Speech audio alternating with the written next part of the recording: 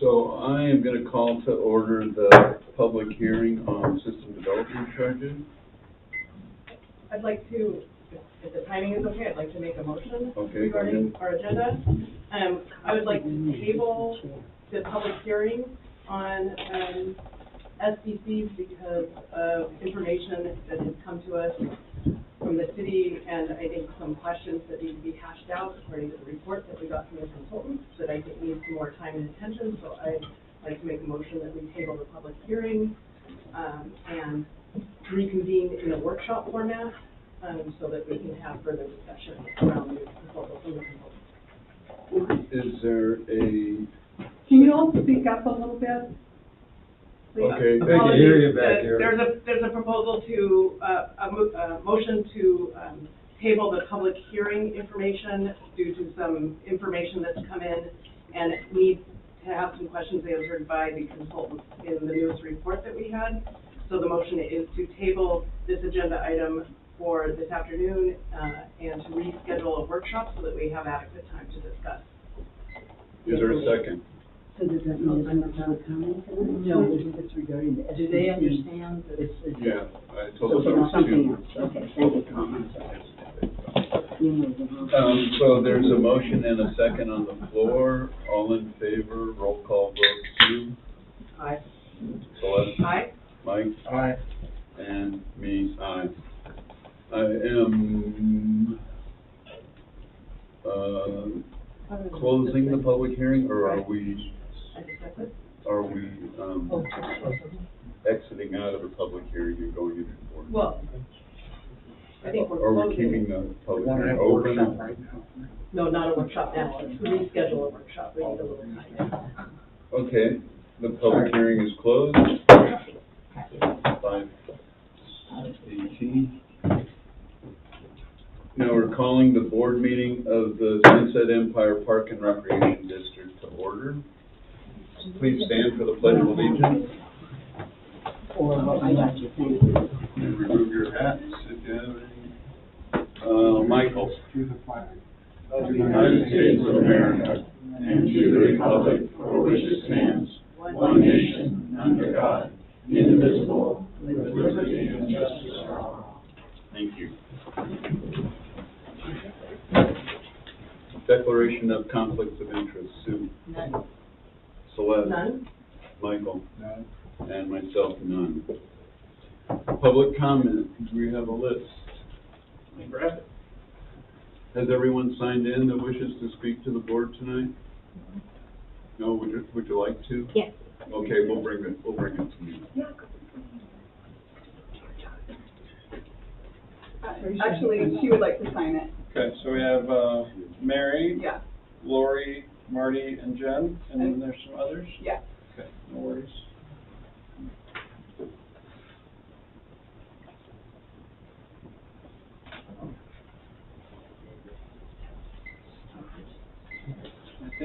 I think there's one person online also, Kyle, that wants to offer a comment. You have to sign it. Okay. Is John Rippey on there? He might have been on the attendees sheet, Yeah. but we can have him sign this one. You don't want to get one? Go up front here.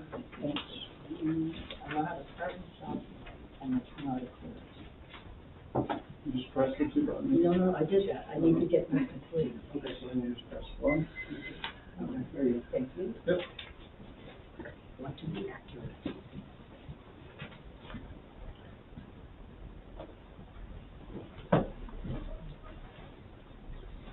Thank you. You want to keep it? It's okay. Anybody else?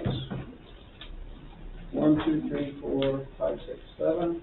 Plus, I think Sonia is online and believe it's her hope to offer public comment also. Okay, first on the list is Mary Blake. Mary? All right, Mary Blake, 1668 Whispering Pines, Seaside. I'd like to thank you for the opportunity to share my story. I was hired 42 years ago to bring the district back from the brink of closing Sunset Pool. The board fired my predecessor, Ralph Plants, because he let the pool slip into disrepair while turning his attention to the development of recreation programs at the old central school. 2 board members resigned and mounted a recall of 2 more board members. During my almost 30 years as general manager, we got back to the basics. We established our mission, vision, and engaged the community. Together, we made Sunset Pool one of the best pools on the planet. We invited the community to go swimming, following our 5 pillars established from our master plan: instruction, health, fitness, and wellness, recreation, competition, and special events. Currently, we are experiencing death by 1,000 cuts. Those cuts have included, since 2021, closure on Sundays, elimination of open swim 1 to 3 Monday through Friday, fall, winter, and spring, elimination of weekday evening family swims and open swims for kids like Rock and Swim and Friday night. The 1,000 cuts continues with the elimination of our holiday swims beginning yesterday, which was not scheduled to close until after June 13th, when the total closure of the pool on Saturdays and all holidays have been proposed, but not yet adopted by the board. These cuts have been publicized with no indication of additional programming, thus a total elimination of all open swims, of which we currently only have 2 hours a week. This has turned our pool into a lap pool, open at most exclusively during regular business hours, Monday through Friday, for the biggest part of the year. Thank God for the warm water pool planned and built in 2002 with the SDAO Flex Lease, and an amazing fundraiser the Sunset Ladies Get Into Hot Water calendar. That pool has seen remarkable growth in numerous health, fitness, and wellness programs with 9 certified instructors and a community group called Fitness Warriors. Furthermore, our adaptive program in the warm water services with special needs has been amazing. Our instruction program is not meeting the community's primary need to provide safety skills necessary for open recreational swims and our coastal environment, which was the promise we made to our community to build a public swimming pool. The instruction program is not a certified American Red Cross or Swim America program. Rather, it's an in-house curriculum. The decision was made to go in that direction in order to grow our instructor base. But there has been no consistent retention, only a shortage of instructors, limiting services to our patrons. Other cuts have been seen in maintenance and custodial. The women's locker room area has seen continuing problems with black mold and slippery walking surfaces. There are stains from leaking toilets. I know of at least one person who will not return due to this particular problem. Thank you, Mary. Please just close. I have my closure here: getting back to basics, restoring excellence, engaging the community. The first thing I want to shout out there is, do not try to make decisions as if the district is a business driven by a bottom line of only how much money you can make or what your numbers software shows you. Pools don't make money. They make and improve lives and literally save lives by building social capital through public services. From cradle to grave, water is an equalizer. Anybody can benefit from the aquatic experience. Those benefits last a lifetime. We are all most alive when we're wet. It is the only sport that you learn how to save your own life and can help save others in an emergency. I have given you, and I think you're referring to it right now, I have covered your budget. I have met with Skylar. I met with a board member, and I put questions that I'd like to have you to respond to in writing back to those questions. And I hope that we keep our promise to our community and let's go swimming and play together. Thank you. Thank you so much. Thank you. Next on the list is it Lori? Lori. Lori, thank you. I've been asked to read this letter. I only have the one.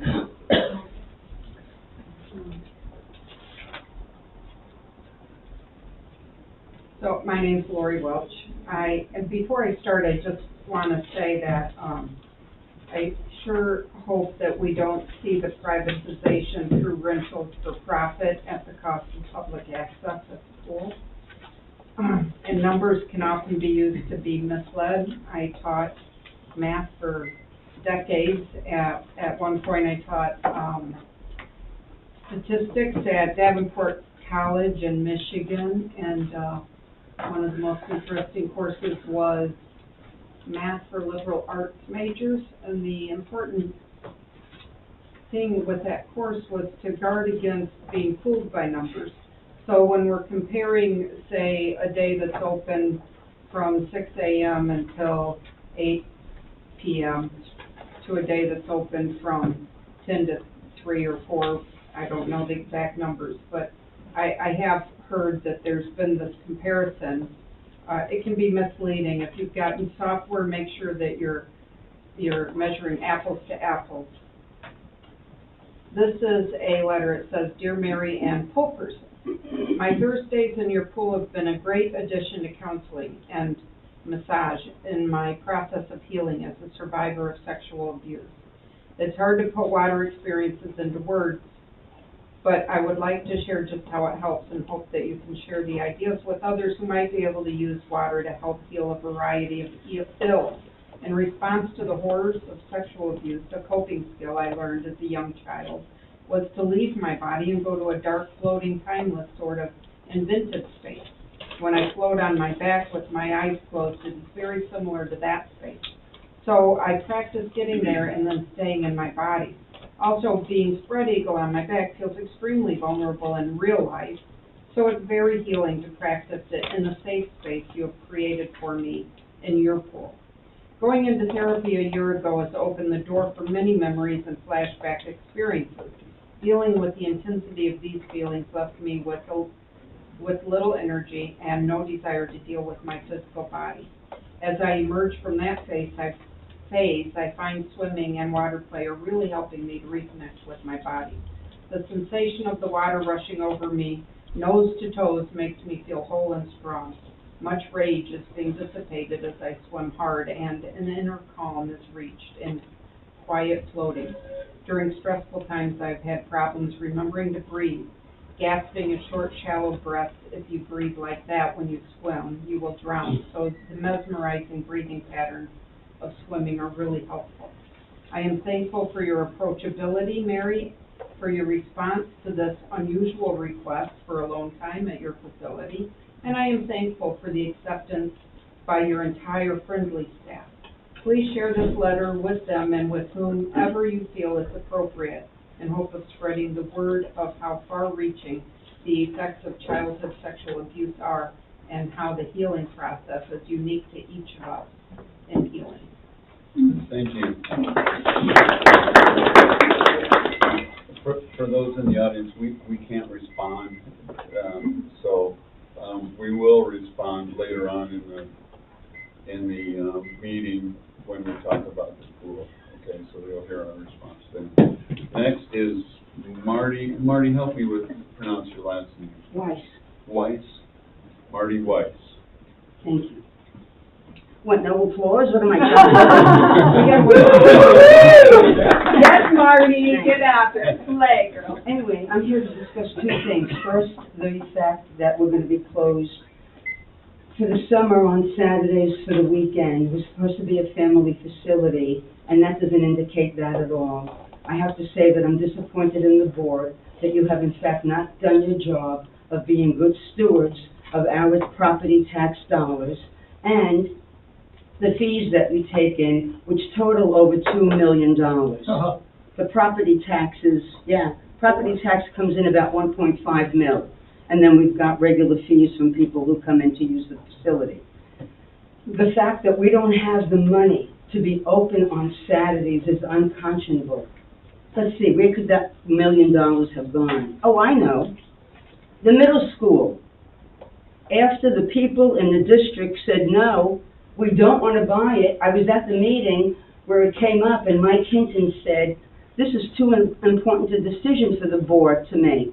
The people need to make it. And we did, and we said, no, we don't want the middle school. Guess what? All of a sudden, there's a new board, 2 or 3 new board members that were appointed, not elected. And now all of a sudden, we're buying the middle school. That's where the money's going, folks. The money's going to the middle school. The board really, I mean, I hate to say this, I know you guys, Celeste, I've known you for a long time, but you should be all recalled because you're not doing your jobs. You're just going along with Skylar.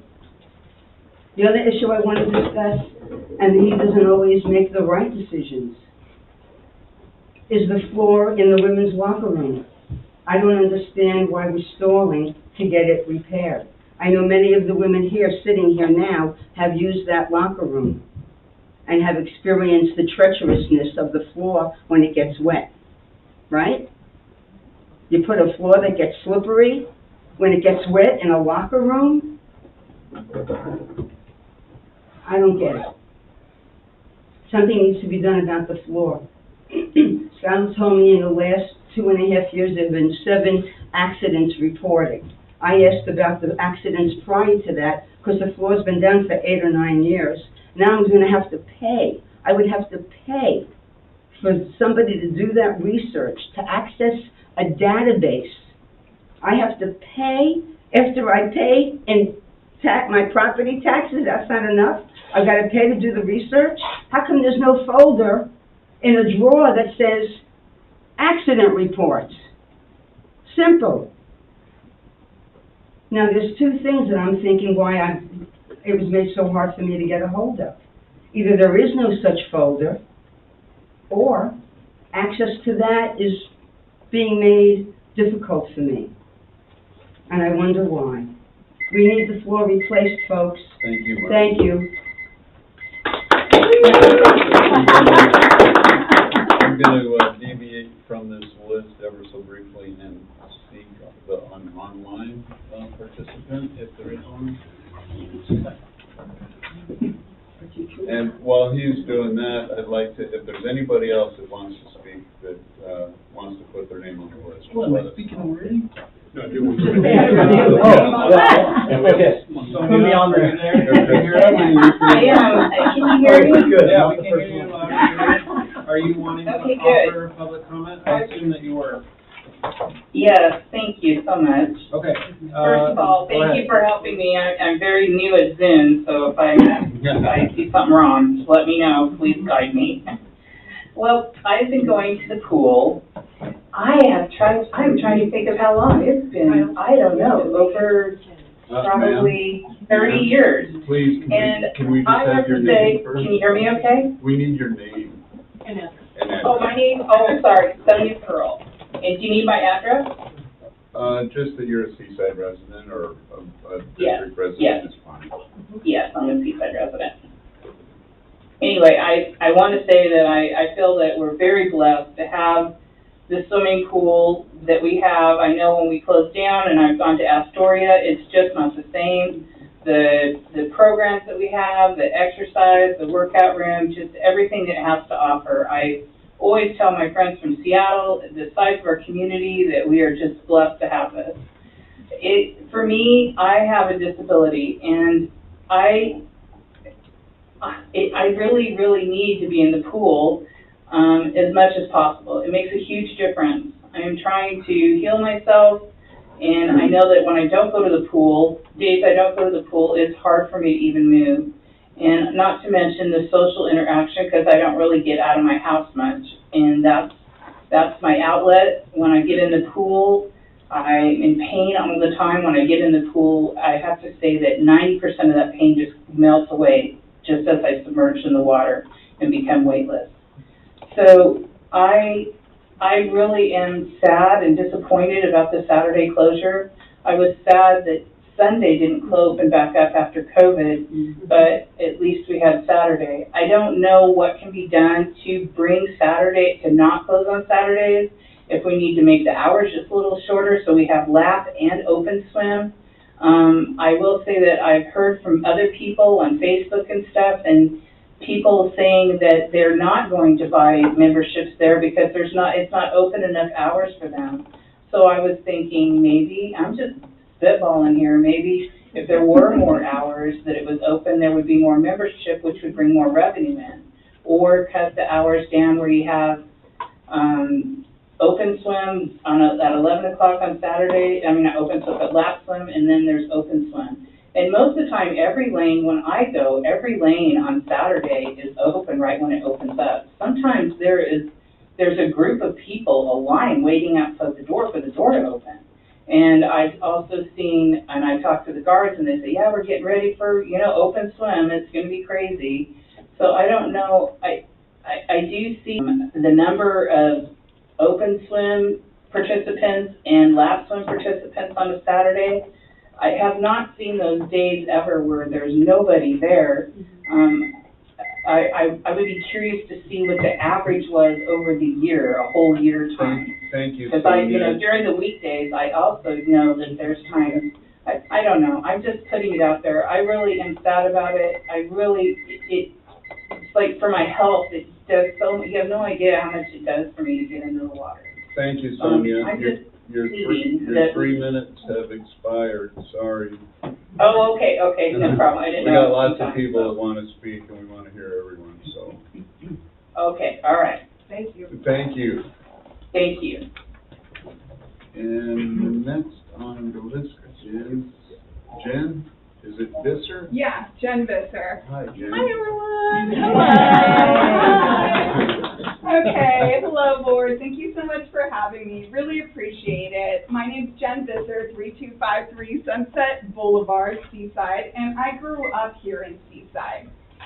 Sunset Pool has been a part of my life for as long as I can remember. I learned to swim there as a little girl. I joined the swim team, did swim lessons. I became a lifeguard. I taught swim lessons.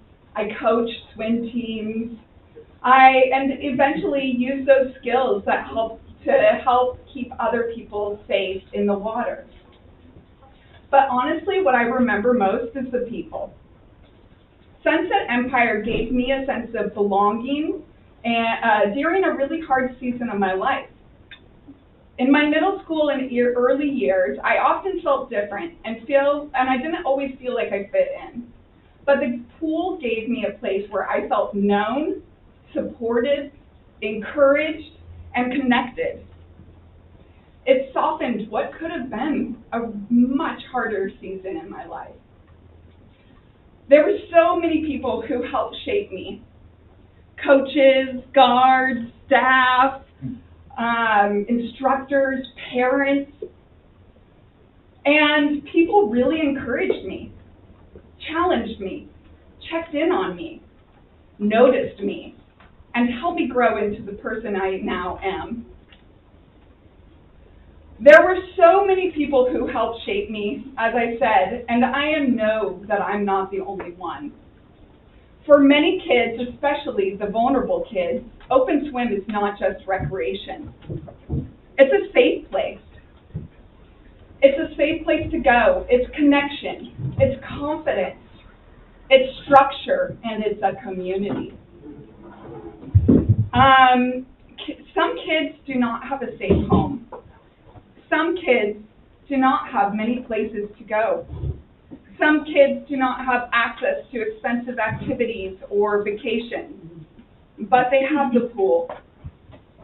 And in a coastal community, water safety is not optional. These are life-saving skills. I understand budget matters and difficult decisions have to be made, but I also believe in leadership is not about just reducing costs. It's about being creative and asking the deeper questions and thinking creatively about what kind of community you want to build and support. So because places like Sunset Pool do much more than provide recreation, they help raise kids. They build confidence. They create safety, belonging, mentorship, and connection. And those things are difficult to quantify, but they matter deeply. So here's a few questions I would invite all of us to ponder, especially the board and staff. Okay. I'm almost there. How are we measuring the value of open swim beyond attendance numbers? What would it look like to actively rebuild participation instead of reducing access? What would it look like to, what possibilities are we not yet exploring? Because creativity is about the questions we ask, and because once a community space like this begins disappearing, especially for youth, it's hard to rebuild what was lost. This Jan, pool we helped gotta land generations the of us, plane here. and I hope that we protect the next generation. Thank you. Thank you.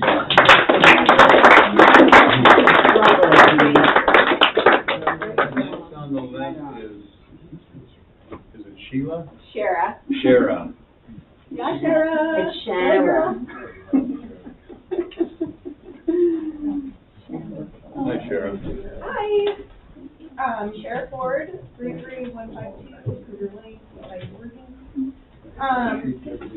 So I'm here to touch a little bit on, I guess, the swim lesson side of things. I think it was probably a few years ago, I learned swim lessons was brought down from 3 days a week, 2 days a week, to 1 day a week. So I just kind of want to read my letter about that. I want to start by saying, learning to swim should not be a luxury. Okay, this seems to kind of, you know, you guys are starting to make it more of like a luxury than just the safety aspect of it. Learning to swim is not just another recreational activity, it is a life-saving skill and one of the most important abilities a child can learn. Offering swim lessons 1 day per week is simply not enough for most children to successfully develop swimming skills. Swimming requires repetition, consistency, muscle memory, technique, and confidence building. Like any physical skill, fundamentals are learned through regular practice.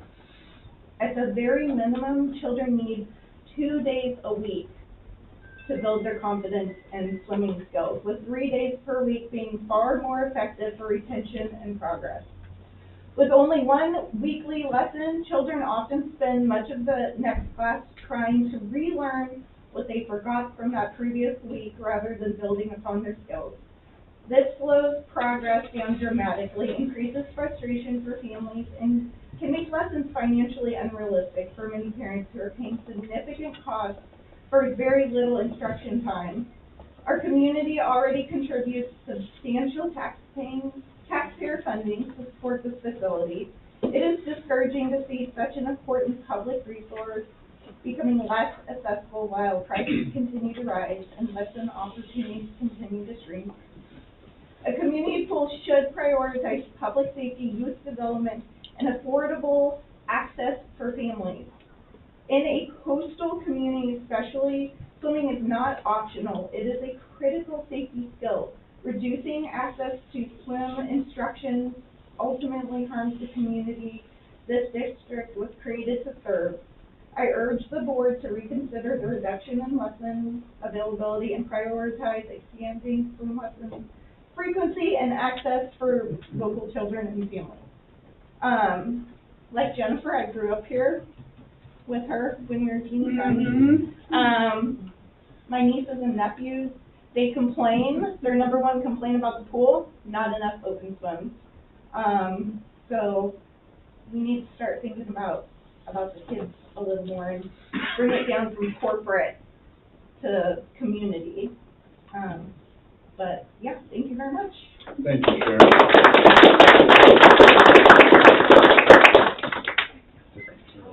Is the next one, is it Diane? No. Yes. It is Diane, right? Yes. And there were a couple of late arrivals. Raise your hand if you also want to speak. I'd like to speak. Okay. So my name is Diane Vianney. This is my daughter Kim. We live at 7114th Street in Gerhart. Every year we choose to join the district because we want to pay the taxes that support the public school. In 2008, we moved from the Seattle area specifically because of the warm water pool that was open 7 days a week and practically every holiday. Kim has been swimming in that pool every day since 2008. She recently lost the ability to stand or walk. We don't know if that's temporary or permanent, but swimming is the only exercise that she can access. She swims every day with a caregiver or myself. I think closing the pool on Sunday was a terrible idea for our public pool. Closing it on Saturday is even a worse idea. And, what we do when the pool is having its 2 weeks of, maintenance every year, we move into the high tide hotel so that she can swim in a warm water pool. And even though we live just up the highway, we move into a hotel for the 2 weeks. I would suggest, reduced, as some people have mentioned, reduced hours, combining, rentals for birthday parties with open swim, for instance. Why does a birthday party have to have a private pool? That's ridiculous. It would be nice if the children that weren't invited to the birthday party that maybe are in 3rd grade with that student could come during the time when the others are having a birthday party. Somebody wasn't thinking that. Another idea, I've seen many of the regular daily swimmers, you know, talking about, they all believe that it's a ridiculous idea, to close a public pool on Saturdays. And, is the plan then to reduce the yearly passes by 2/7 because of the lack of access? Which you gotta ask. Personally, I would prefer raising the cost of yearly passes in order to have more access every day.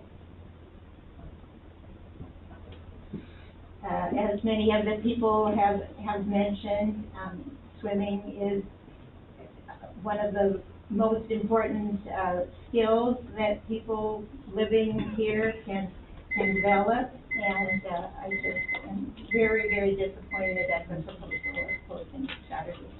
Thank you, Diane.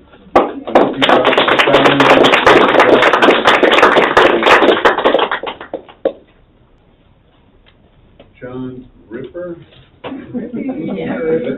Did I pronounce that right, John? Rippy. Ripping? Rippy. Rippy, sorry. Before you start, a suggestion. I used to work with a group in public testimony. They had a big clock that had 3 minutes, so that you could visually see, you know, and you can judge it. I can't see that. Anyway, 3 minutes to compress a sea of heartbreak, to distill down to 3 minutes an ocean of outrage arising from any policy or action that diminishes and threatens aquatic programs at our district. I can't do it. Therefore, I'll present one salient point in this 3 minutes. Consider this. We are pondering the quality of life and safety of our community. This organization was born out of the tragedy surrounding the repression and the riots in Seaside circa 1964. This is why we're here. These events 60 years ago were pivotal. It was decided by some forward-thinking people that in the ashes of these events, they concluded part of the precipitating factors were a distinct lack of organized recreation. And thus, the Seaside Park and Recreation Pool was conceived, it was planned, and put into operation. Our swimming pool and its programming is foundational upon which the rest of this organization stands. The sublime reality of a small rural town operating a swimming pool for its citizens is a matter of honor and pride. Make no mistake, to cut any aquatic program is negligent. The pool is the root and the main stem of our recreation department. All else depends on this resource. I'd love to regale you with other insights and ideas. I've got lots. But I've only got 20 more seconds. 40. 40, well. I'll distribute a letter with some of these. And I know there's always, funding. But I know where to get you funding. It has to do with lifeguards. Lifeguard fundraising event. He says mysteriously. Thank you.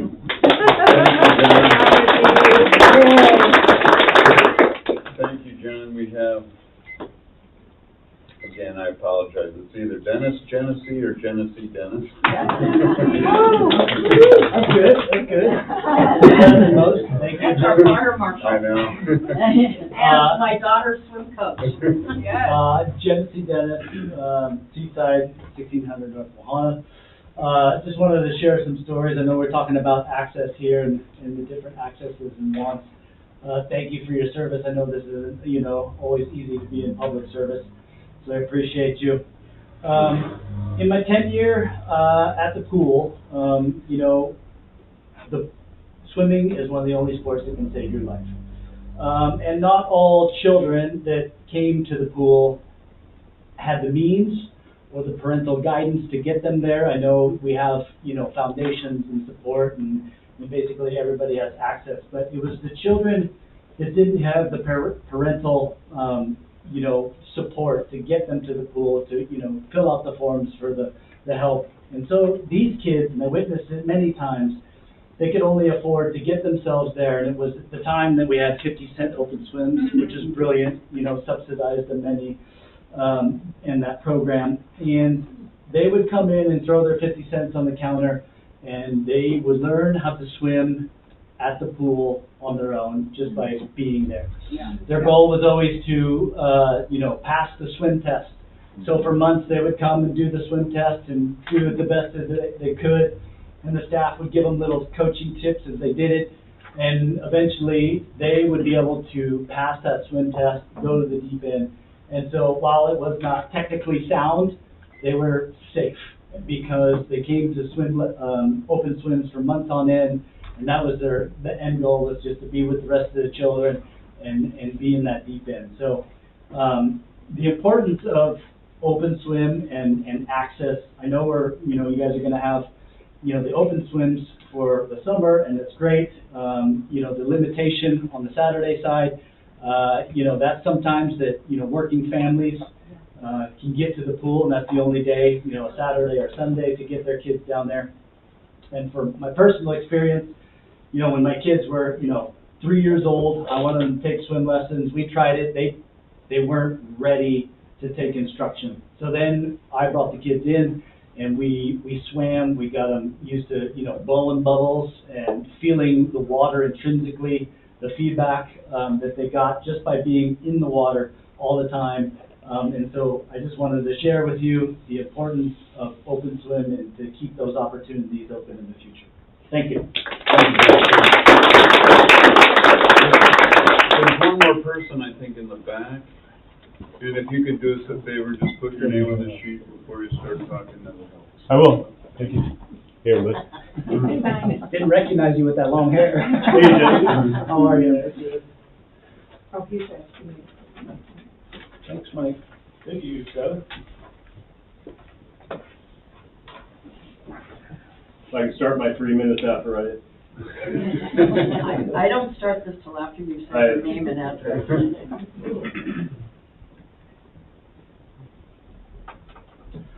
Well, good afternoon, everybody. Evening. And I'm Mike Cotty. I live in Astoria, and I came over to the district in 2014 to coach your team. So I was Seaside's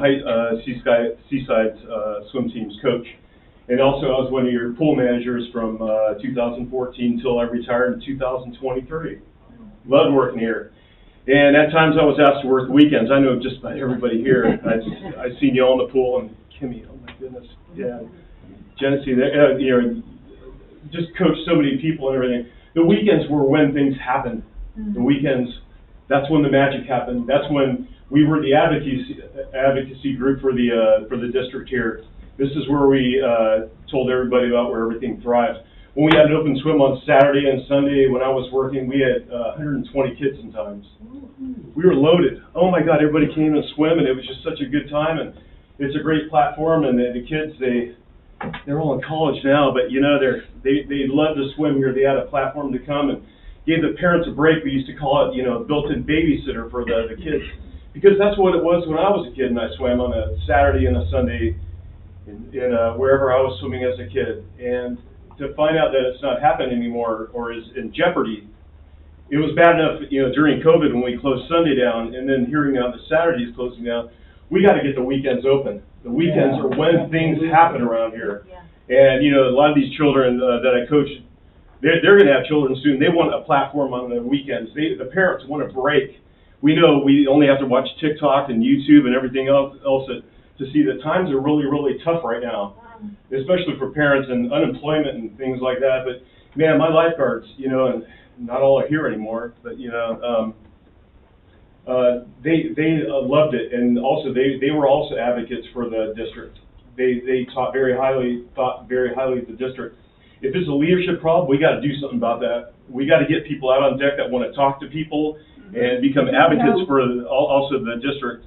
The district is a powerful place. We have really good leadership, I think, but man, we need the people that are going out there and working for the district, and you know, whether we're WSI, lifeguards, other staff here, we have a great platform here, and we're losing it. I don't know because it's the economy or what, but we got to keep that. We got to try to keep it, because things are going away, and it's just another thing that's on the chopping block. It's the lifeblood of our community. It's the lifeblood for our kids, and you know, you only have to go to Nehalem to see why they're here. They were here since 1930. You know, they built their place over there for life-saving skills, and these things are invaluable throughout their lifetime. I'm sorry, I get on a soapbox. I don't know how much time I've used and everything, but I love my time here at the district, and I was an advocate for everybody here. I know just about everybody here, and I love this community, and I live in Astoria. I came to Seaside because I love Astoria, and I came to Seaside because I love Seaside, and they have a great platform. Please, do whatever you can to keep it open. All right.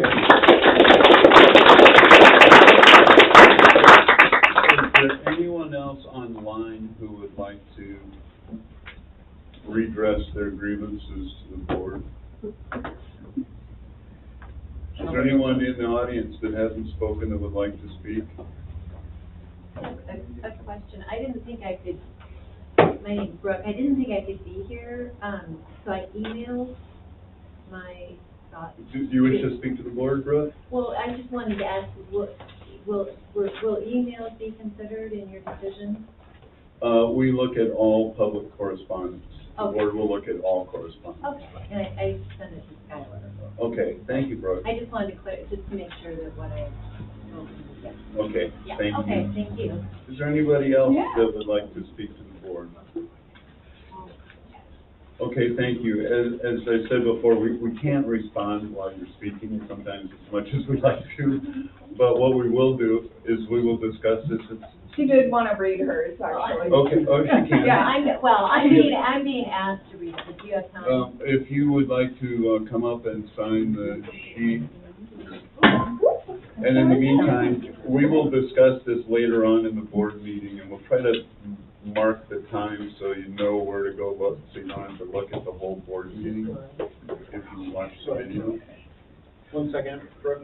So if the board has a packet, a stapled packet of correspondence that I got after the printed packet was published, and it includes Brooke's comments, as well as a few others that we received over the course of the weekend or even today. So I think Brooks is maybe the third or fourth entry in that packet. You're Brooke Webster? Okay. Just alerting them so they know where to find it in the packet. Okay. I don't usually read when I'm speaking, so I'll just read this if that's okay. Addressed to Skylar. During my Saturday lap swim, 5:23:26, just this last Saturday, I learned from another swimmer that a meeting is being held tomorrow, now, at 5 p.m. to give input regarding the plan to close the pool on Saturday. I was unaware of this meeting and will be in Portland, hence I'm emailing you instead my strong request to continue the pool hours on Saturday. I believe I speak for many others who may not have known about the meeting as well, but feel as I do. Since learning of this meeting, I spoke with 6 other Saturday swimmers. 3 were completely unaware of the decision to stop Saturday hours, and all had no knowledge of this meeting today. It points to the likelihood that little community input was sought prior to the initial decision to close on Saturdays.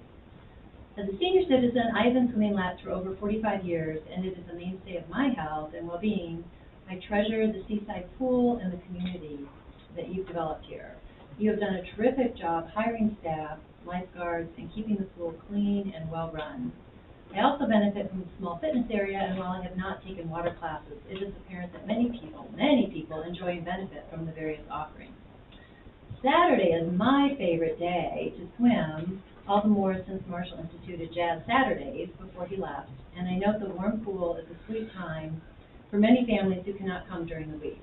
The lap pool is also used by people who must work Monday to Friday and look to this as their only weekly swim. Another group of people include those who swim every day for medicinal needs, and yet another group includes those with disabled people for whom the warm waters are a daily method of stabilizing.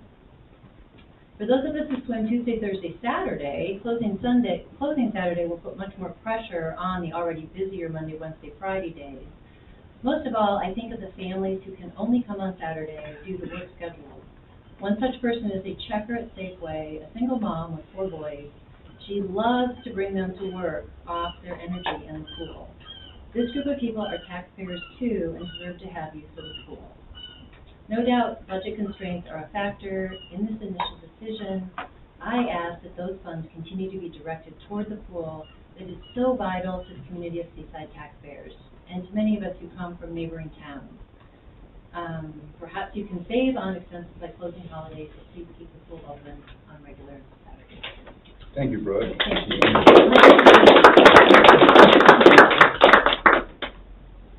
Skylar, that sign-up sheet on the dais.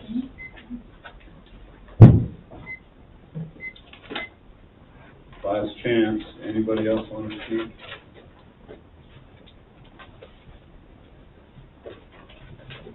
Is there anybody else on the line? Nope, just Sonia. Okay, public comment is over. Thank you all. You don't have to stay for the meeting, but you can if you want to. We're happy to have an audience. Correspondence. Yeah, you have a few items of correspondence that were included in the packet, as well as the additional items that were... Skylar, let's give them. Oh, sure. Thank you all.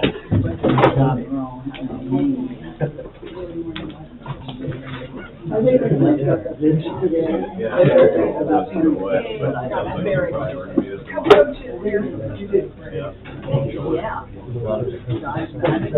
They're gonna discuss it now. Not now, but it's on the agenda. Good to see you.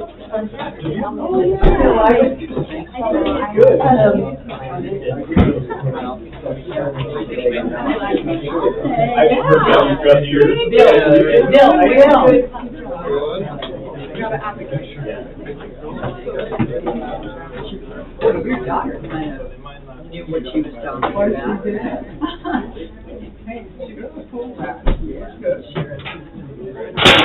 I wouldn't drag you all over. Probably was all right. Oh, yeah, I'm sorry. Of course, come on up.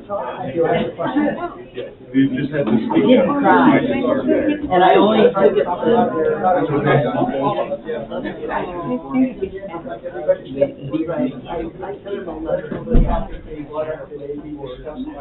Approximately 7:50, and you can go online, pull the video, watch the video schedule of working. I'm gonna stay. According to our schedule, it will be around 6:15, but it could go Yeah. earlier.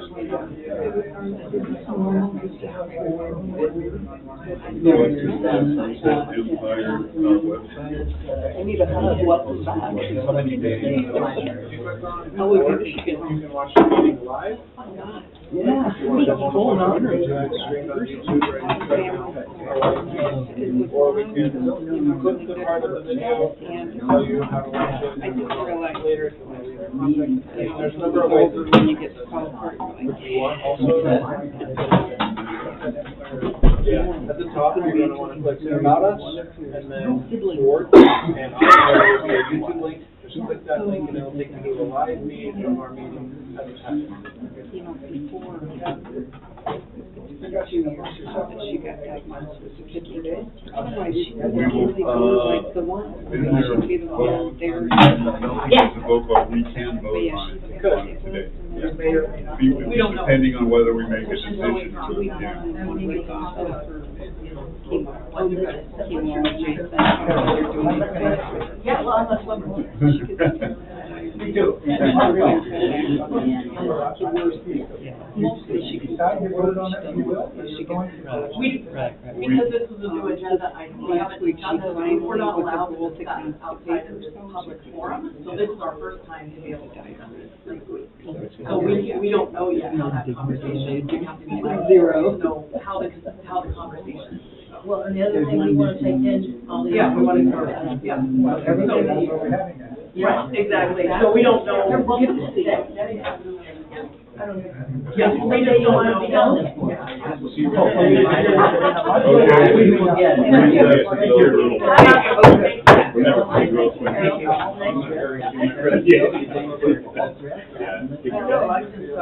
Is there any discussion on the correspondence? I'm not sure we have all. You do. We have all of what I was given, it's either in the packet or in the stapled packet that was handed out to you.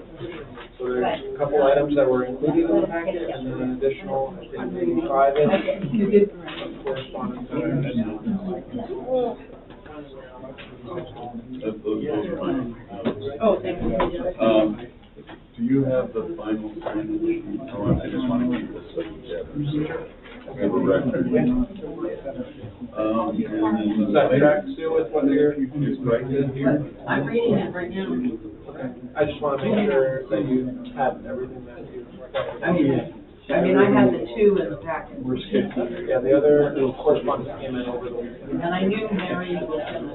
Okay, we're back in session now. Is Micah here? She's not. She's not. She might be going. Sue, would you like to read Micah's exceptional?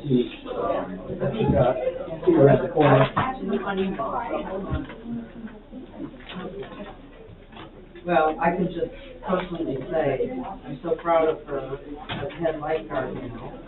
And so, okay, well. You got it. Trying to make it easier for you. Okay, so, first of all, I love her name. Micah Shirk, and D-A-I-K-A for all of you, I just mixed up how you need. Shirk is our employee of the month for May of 2026. Micah Shirk has shown exceptional dedication and leadership in her role, making her a clear choice for employee of the month. Recently promoted to head lifeguard, she consistently demonstrates strong responsibility, quick decision-making, and a commitment to safety that sets a high standard for the entire team. Micah's positive attitude, reliability, and ability to lead by example have made a meaningful impact on both her coworkers and the community she serves. So I will just add that I have people come up to me saying, who is that lifeguard with the dark hair and the ponytail? And nothing but good comments, and I've watched her go from, just a new employee to now head lifeguard, in what, a year? I mean, this is exciting, and I think she's an exceptional young lady, and I'm grateful when she's in the chair. I know that she is taking her responsibilities very seriously, and we're lucky to have her. Thank you, Sue. And Micah, it's great to see that we have rock stars in the lifeguard chair. I'm very happy that you were on our team. Board meeting minutes, April 28th. Is there a motion? No, I want to make sure I add so over on my board comment, there is like a sentence isn't finished.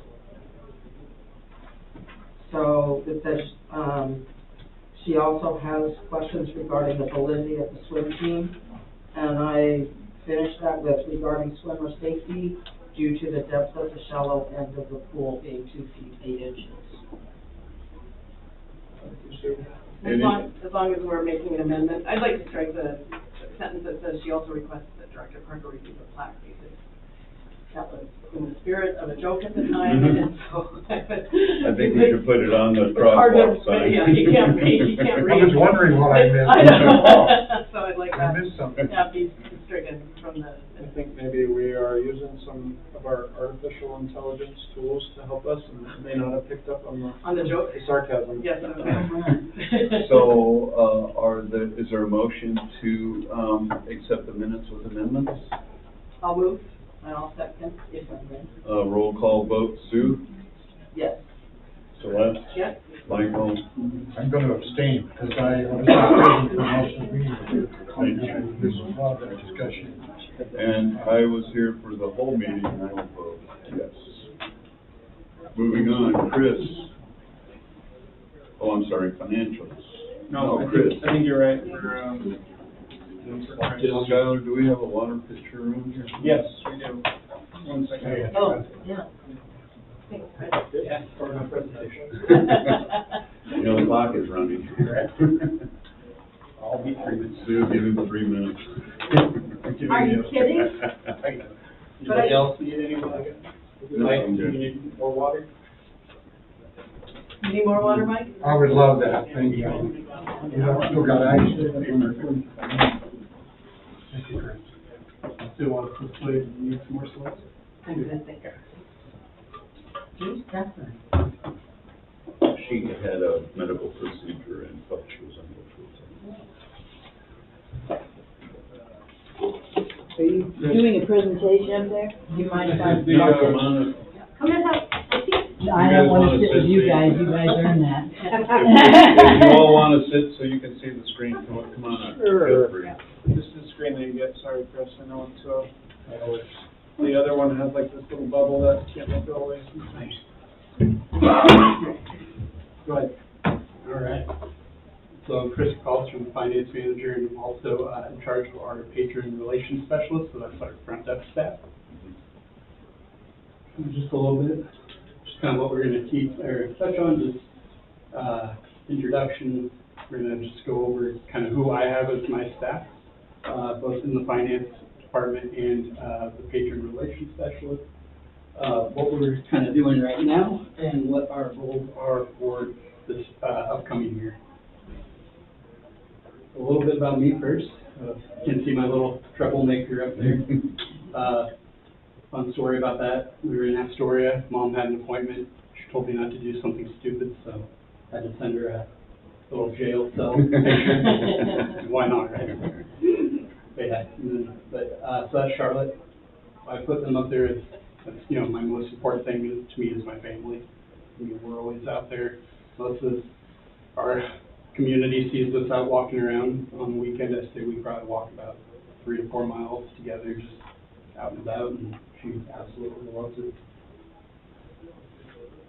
And did you say you started at the Park and Recreation? That's Kevin up. Oh, I don't mean to interrupt. I got you on that one. Trying to remember. Trying to remember how all the, let me go with stuff. But yeah, so finance manager from 2021 to now, but before that, like you were saying, I've been in just about every single area. Lifeguarded, was under Mary and youth programs way back in the day. Did some maintenance, just helping out during shutdown. but not fully in that department. I've done front desk, a little bit of everything, so able to take a lot of that experience and help my current people and let them know, try to do things this way and a little bit that way. All right, go ahead and hit the next one. So for the finance department, Elizabeth McDonald, just retired this year, just actually end of March. She had been with the district for nearly 30 years. I think we were very close to hitting that point. And then to replace Elizabeth, Haley Reckman has joined our team. She actually does half finance and half front desk, because couldn't afford to lose her in that position. She's amazing up there. And then our front desk staff for aquatics was like looking at Michael, and I'm like, that's not aquatics, that's actually at our other facility, but he moved over. So we have Polly Main, Michael Moore, and Joey Chen. But mostly our pool, Michael kind of switches back and forth between pool and SRC. We want to go to our next facility. So over here at the bottom, we have Betty, and it's pretty much the Betty show. If she's going to be out, then I just come over and kind of hop in. And then our last building is the Sunset Recreation Center. So I have Haley, Jennifer Soprano, and Jocelyn Rodriguez. All of my staff have been amazing at the desk and are always open to learn new things and tackle everything a little differently. All right, it's kind of our ongoing day-to-day life. Yep, perfect. So one thing that we've been working on is actually with Isaiah back there, is streamlining how we're connecting everybody management-wise. Have you actually done your presentation yet? I don't want to steal what he's been working on, but I'm really utilizing his online, sorry, I'm going to steal it, your online database portal, where we can log in all the different aspects to what we need for the district, whether it's invoicing, where I can see exactly what steps everything you're at, if it's been sent, if it's been paid, or even a rental process, which I'll touch on in a little bit, where it's not sitting on one person's desk to where only they can see it. I can go in and say, okay, all those steps are made. You never know when you're going to have somebody call out, and last second you need to know if somebody's gotten a code or a key for a rental this weekend. So all that has been just so much help being able to see where everything is kind of in a live action view. Also working with Haley, because this is her first kind of accounting job, to see if there's anything to where she's like, well, why do you do things that way? There are a lot of accounting laws. There are also a lot of different non-accounting laws to where you might go, that's a good question. Why do we do the things we do? So getting kind of that new look on something has been a lot of help. And she's like, well, why don't you create this database only for that? Or like a certain Excel to track just that one. And I'm like, that's a good point. Why didn't I do it that way, not have them combined and have to try to sort through them? So that's been a great help. Developing an updated PRS handbook, because I took over last year for PRS, and we've had kind of documents everywhere, but nothing really set in stone in one document. So trying to get that, but also adding my staff's input so that you get the same buy-in from them. You can give anyone a handbook and say, well, do all this, but having them kind of read through it and say, yeah, I agree with that. Getting that buy-in is what helps keep them coming in. And then a new rental process, kind of like, as I was saying, to where we're calling out to people, figuring, because plans can change. They might not have needed IT that day for a funeral, and all of a sudden now they're like, oh, that would have been really great. Or making sure that they have everything that they need before the day of their rental, so that they're not in a panic. Even though we might have somebody here, it becomes a really big scramble to try to say, well, okay, let us try to get that really quick for you. But that way, the day before, they might be like, yeah, you're right. We do need this extra help. Okay. And then, so the goals for this next year. And position on this one. Continue, cost recovery, which for me is seeing if we're in that right spot for certain programming. Certain programming, in the past, we did 110% cost recovery. Some programs, like if you look at swim lessons versus private swim lessons are created to help keep kids safe and, protection. Whereas when we looked at in private swim lessons, we're more for, competition. Those might be two different price ranges because as I know a lot of people have just spoken to, keeping our kids safe is number one priority. So that's kind of what we need to keep doing with that cost recovery. Creating additional training material for PRS. What I try to remind them every day is everybody's situation might be different. We have, like on our schedule for shower times, for example, it's, you have a set time.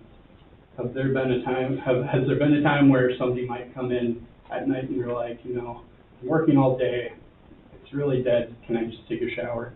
Trying to teach them that you kind of can use a little bit of judgment if it's in that right time. You can bend those rules a little bit as long as we're still being safe and making sure that things are being safe for everyone around them. Complete a digital capital improvement and routine maintenance. This is an important one. I know the board has talked about this before. It is being able to have everything to where we can sort through for the next 5 years and see what projects we do have upcoming, what we need to plan for. I know a few years back, Portland Park and Rec ran into this where they didn't have a great document and all of a sudden they ran into a lot of money. It was kind of in the news and I just don't want to see that happen. So I want a really solid plan that we can filter through and be able to see exactly what's coming up. And I know Kyle, in the past, you've mentioned it's not just the capital projects, it's that routine maintenance that we need to remember every year where, we're taking that boiler apart every couple of years. That's not a capital project, but that is going to have a cost to it that we want to make sure we're hitting. And then develop an asset tracking system. That was another part that came up in another meeting that we had about the best utilization for our assets. But we have like our capital assets all lined up really well. That has to meet a threshold of a certain amount of money to technically be capital asset. I'd like to make sure that some of our maybe undervalued assets that we might be able to use for different things are actually still being tracked. What is our capital asset floor? So according to Rick, it's 25,000. 25,000? Up to a lot. It went from 5,000 to 25. So the truck we just bought last year is not so we still, I still capital, for an audit standpoint, we still capital, I believe we try to go minimum 5,000. That's kind of been my, because I mean, that's a pretty big substantial one. But so what we had been talking about before about using different things, a good example for IT is the usage of the 3D printer where they were able to print off pieces for maintenance projects that have the same capabilities as a part that costs, $1,000. Well, that machine costs us $400 to get. We're saving a ton of money there, but we want to make sure that we have all that so we can just go, okay, well, we need this part now.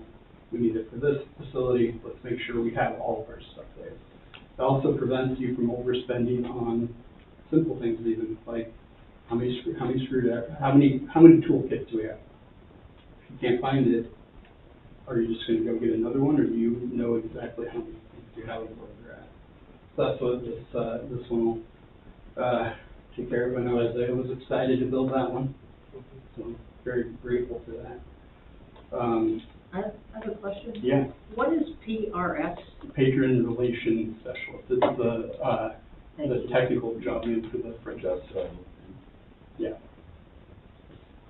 The closing, thank you for getting to know us and kind of hearing out what my plans are for the remainder of what we've been working on this year, and then kind of what I hope to really accomplish next year. And good time for you guys. Thank you, Chris. Are you going to hang around? Because there may be some financial questions when we... Yeah, I'll have time for this next one, and then I planned on being here for the financials and then getting a little one to bed after that. Okay. Well, there may be some financial questions related to the pool operations? You gonna get into that, or are you gonna handle that? I can answer Okay. some of those questions, I think. I'm just and, trying to make sure we have the resources here. I think, we'll be prepared to be flexible in whatever, if any decisions arise as a result of the discussion. Okay. Chris is well versed, we've had lots of internal conversations about this. Okay, Thanks, thank Chris. you, Chris. Good job. Oh, I guess I got the, board meeting out of order. It's okay. Review financials for April 30th, 2026. Does the board have any questions about the financials? I've got a couple.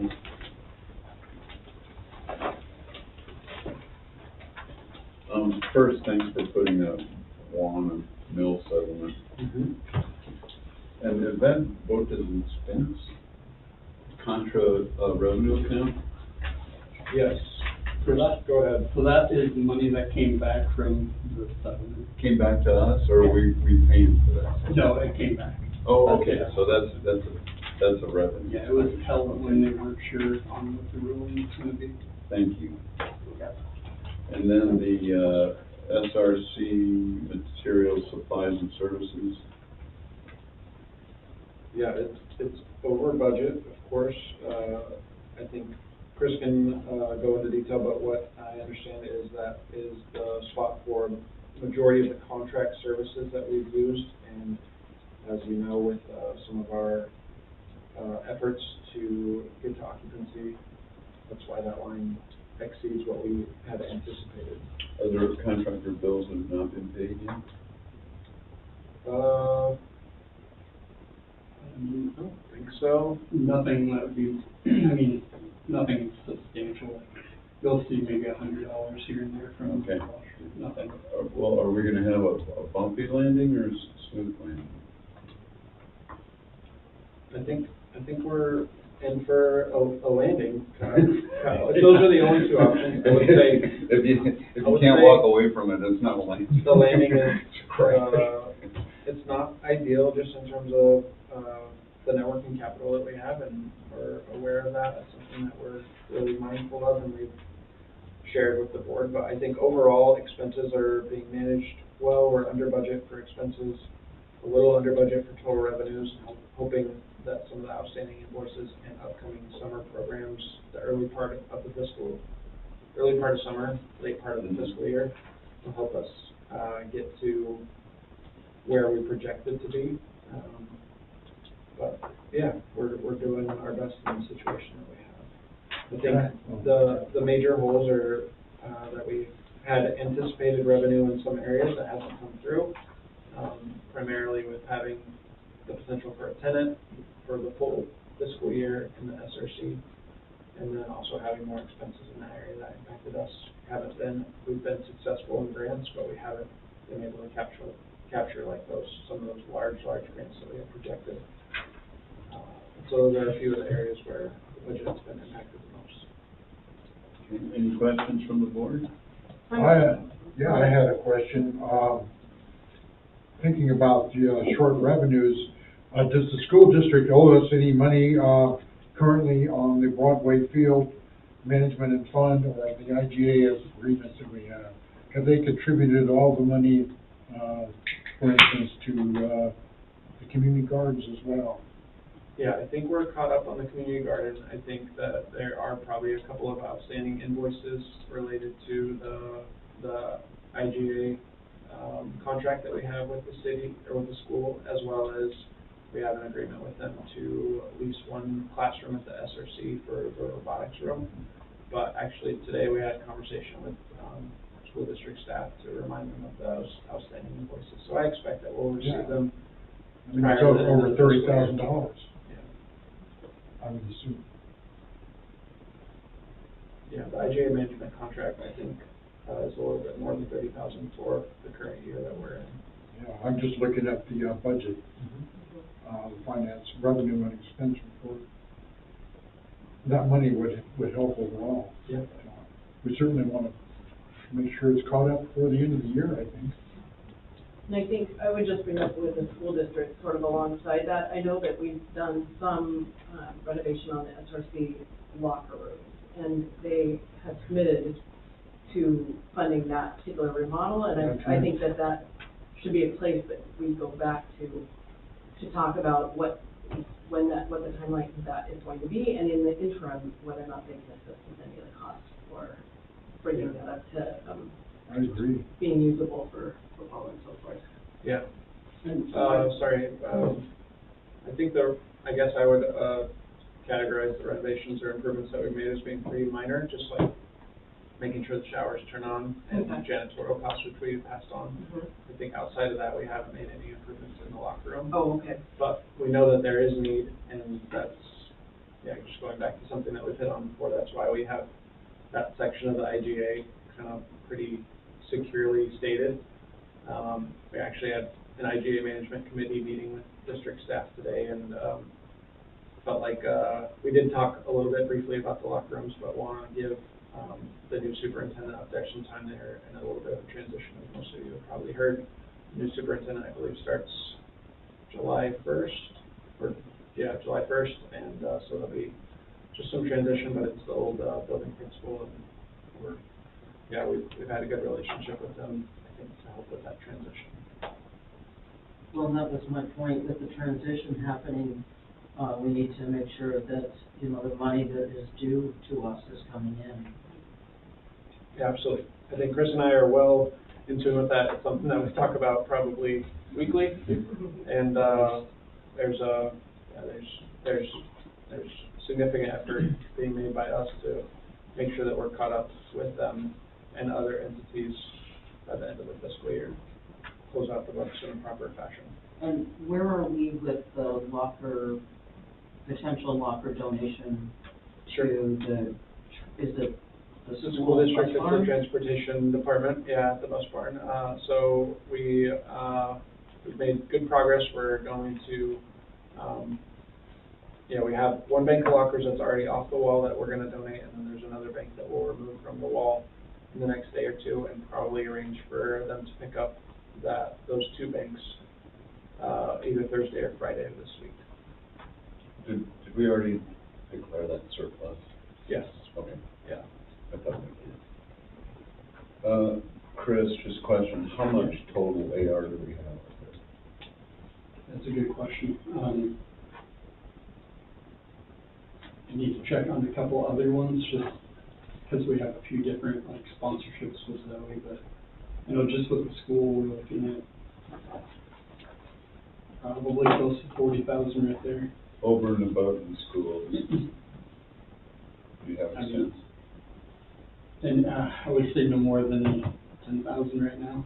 Okay, so about 50 grand in outstanding AR? Yeah. Okay. Any other questions about the financial statement? Yeah, a couple. So I'm curious, it looks like when I'm looking at sort of not just the percentages, but the amount of funding that is going out on materials, I'm seeing that we're overspent on, or today just slightly overspent, but it's larger numbers. So for aquatics, do we expect for that line item to come in close to budget, or did we have some unusual expenses? And I would say also for the AD material supplies and services, which I assume includes some of the contracts, is that right? So, yeah, but aquatics, I'm curious if we've had unusual expenses that were not, that have contributed us to be expending at a slightly faster rate. I don't know if Chris has any input. I think what I would suggest is that when the year wraps up on June 30th, that I think the only MS&S line, material supplies and services line, that will be over budget is that SRC one. I think we're working really hard to manage. You're right that sometimes expenses come different points of the year, and so sometimes you get a little out of place from. I think with Chris's management and the other work that the leaders of the district are doing, we're going to come in well under budget in the other areas. We're really trying hard to be really mindful of the financial position of the district and preserve the resources that we have. Yeah, I think, the unfortunate thing is that we're overspent on SRC on expenses, but we're also underspent or underperforming on revenue for the SRC due to the The renter. ever, well, both the renter and how long it's taken us to get to full occupancy, which is, we have that on our agenda also? Yes. Okay. But several of our material supplies and services lines are over budget, so I think it's not just about the SRC or whatever. I think that's a particular area that maybe we can focus on. Yeah, and I think, in fairness, I think, across the board, I think businesses are finding that materials are just increasing in cost. And these are by, like, small percentages, and so that could be just a nature of the inflation that everybody's experiencing. The one that is really tough on us is that we are not bringing in the revenue and we're overspending on the SRC. And so that's the piece also. I will just, so that the board knows, that the board is today, Darren, a grant funder that looks promising with those specifically capital projects. So I'm turning a lot of my attention there to see what we can find, because I think we need some assistance to recover it, to convert that space to its full potential. Yeah. Any other comments about the financial statements? I didn't recognize Norman, I know it's not very much, but Norman and Hannah. They do a lot of AC work. It was stuff your guys' room, probably. Yeah. The server room, they have to, from time to time, help work on the AC in that room, because if that room gets too warm, then everything kind of goes down computer-wise. Yeah, we don't use them very often, because thankfully they're very good at what they do. So it runs pretty smoothly, but every now and then it'll need a little tune-up. Any other comments? Okay, let's move on. Old business, strategic plan update. Sorry, could you? Financial, Jeff? Oh, wait, I'm sorry, we need to vote on this. I wasn't moving until that. Is there a motion to approve the financials? So moving. Is there a second? Second. Okay, roll call vote. All in favor, Sue? Aye. Aye. Celeste, aye. Michael? Aye. And I vote aye, carries unanimously. Thanks, Chris. Old business, thank you, Chris. Yeah. Celeste? Yes. The update on the strategic plan is that we had an in-person meeting with Sid Scott and we had Tim and David joined by phone. And David joined by phone, yes. And staff. And staff, and Darren was there as staff. And we had a great conversation, actually, a really productive conversation. What came out of the conversation, just in short, was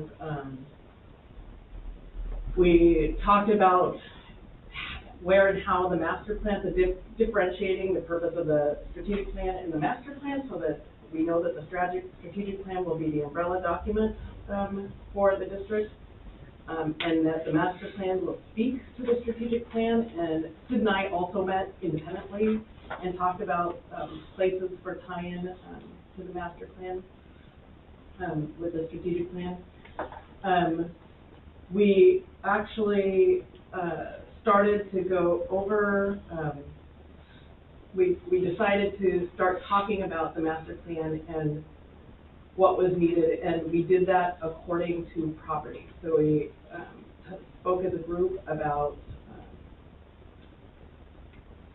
the focus, like what we needed to focus on, because what we realized is that the original plan didn't differentiate the properties that were district-owned versus ones that were owned by the city, for instance, and managed. And we decided that it was really important that in the master plan that we delineate that we talk about, because some of it isn't in our control because it's not owned by us. So we talked about the Hirsch, the Chisholm, Mary Blake. We talked about the west wing of the pool building and daycare park. We talked about the pool building separately, and we ran out of time to talk about the SRC and the campus or field altogether. So that'll be a piece that we are going to have to come back together about.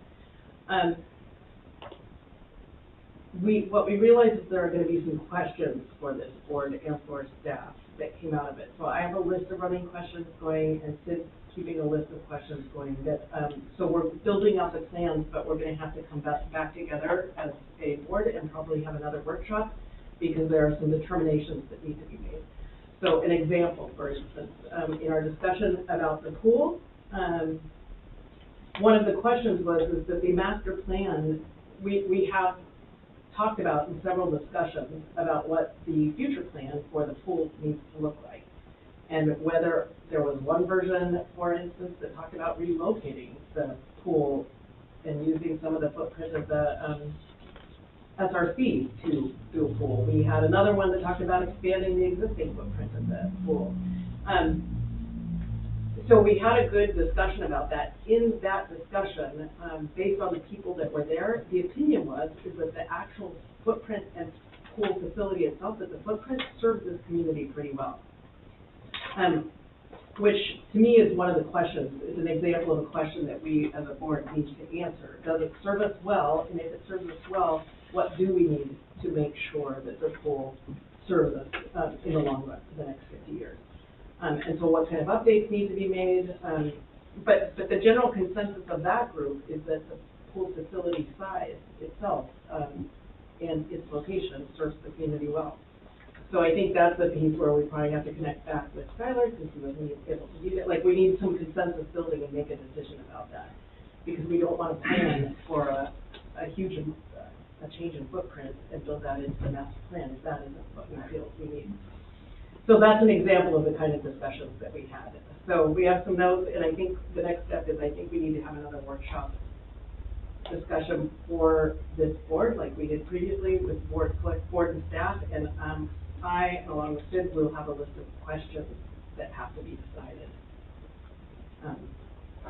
So, That's distributed to you. is there, and I've gone over the previous draft, and I will say this draft is much more easy to track, easy to follow. It's a logical steps to get to the conclusion. I think it would help if the entire board could see and review an updated version. Okay. And give them some time to digest that before we meet. Yes. Because it's a lot of digestion. Yeah. I mean, you have to really kind of work through it. The second comment I have, and I think we've spoken about, Celeste, is I don't want this to be a strategic plan that gets printed and stuck on the wall. I want it to be something that people have to pull it down every day or two to refresh and move forward. I think it is really well written. It's written in the style that I like to read. So that may not be well written for other people, but for me, it's easy to work through. And I think that's all Celeste, the work that she's done on it. There are some really, really good issues in there, and the pool is one of the top things that we do. My concern is that, if we were an onion and you peeled all the layers off, in the middle would be the pool. And I think that's reflected in this strategic plan, and I think it should be reflected in our own discussions. But what kind of time frame do you think you need before we put this next version out? So one of the questions I have in terms of timing, because one of the other things that came out of the meeting, our group, the meeting with our consultants, that came out of that is what we realized, particularly because like Hirsch and Chisholm, especially Chisholm, for instance, that there are some questions, like we probably need to have some communications with some of our partners to figure out what's going to go on in some of those buildings. So, for example, Chisholm, if we're moving some of the programming over to the SRC, I don't know if that's a decision that's been made or not, or what the plan is. And we talked about but that meals, for instance, are better served at the Chisholm, from what this is all relayed by staff at that, but the Chisholm works better for meals for the seniors, for the 20,000 seniors that have meals there each year, that access is better there, because you don't have to walk as far to get to a cafeteria, for instance, or to get to the food. And so that probably needs to stay at Chisholm. And we probably need to have a conversation with the city, because they own that building and help subsidize the cost of that, and we need to probably have an understanding with the city about the properties they own. So I guess part of the question is the group had thought that was important to get done before we finalize the strategic plan, because we don't want to issue a strategic plan or finalize the strategic, but maybe we can do a next draft. And then take that next draft and use it to inform the conversations with our partners, like the city. And do that concurrently to this group meeting and answering some of our questions. Will there be a point where the public has an opportunity to weigh in on proposed? Yeah, but I think we still have to move the ball Work down through the the field a steps. little bit more Yeah. before we're quite there to have feedback. But I think it would be a great idea to have some feedback from the community, given all their participation. They're clearly interested. Yeah. So, what I could do is develop a timeline, for this, and maybe we could just go ahead and schedule the next workshop. Okay. I like having the meetings tend to drive the timeline sometimes, so I think having a board workshop, and I can commit to getting both a revised draft out to the board in advance, and also the questions that we need to address. Okay. In advance. Before the next board meeting? Let's schedule a workshop. Before the next board? I would like to, yeah. Okay. I think so. That would be my preference. I strongly agree that the pool is, the future of the pool, and, you know, do we need to replace the pool in the future? What do we need to plan for? And I've asked questions, you know, what does replacing the pool mean? Right. You know, do we have to replace the boiler room and all that? Right. Do we need to dig a new hole? Yeah. And, you know, we've had comments, you know, the pool seems to function beautifully. Right. You know, and, I would like to see it open on Saturday, personally, you know. Scudder knows that. I appreciated the meeting with Mary Blake the other day about that, but the pool, the future of the pool, and it's probably my fault that I brought up an idea about, you know, building an Olympic-sized pool, and there is a room in the footprint of the SRC that we could do a pool. Well, it was an idea, right, but at some point we need to make a decision. It's an idea, but do we need to do that? Yeah. You know, so what do we do? Yeah, so we just need to make some decisions on some of these pieces. Do you want to set the schedule now? Great, I would love that.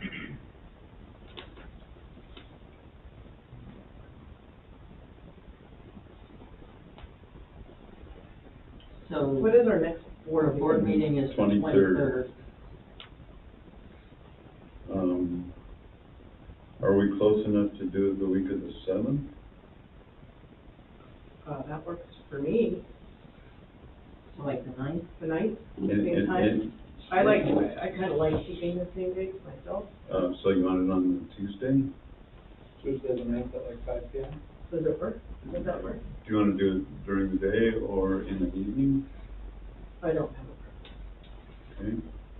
Okay. I'm pretty flexible right now.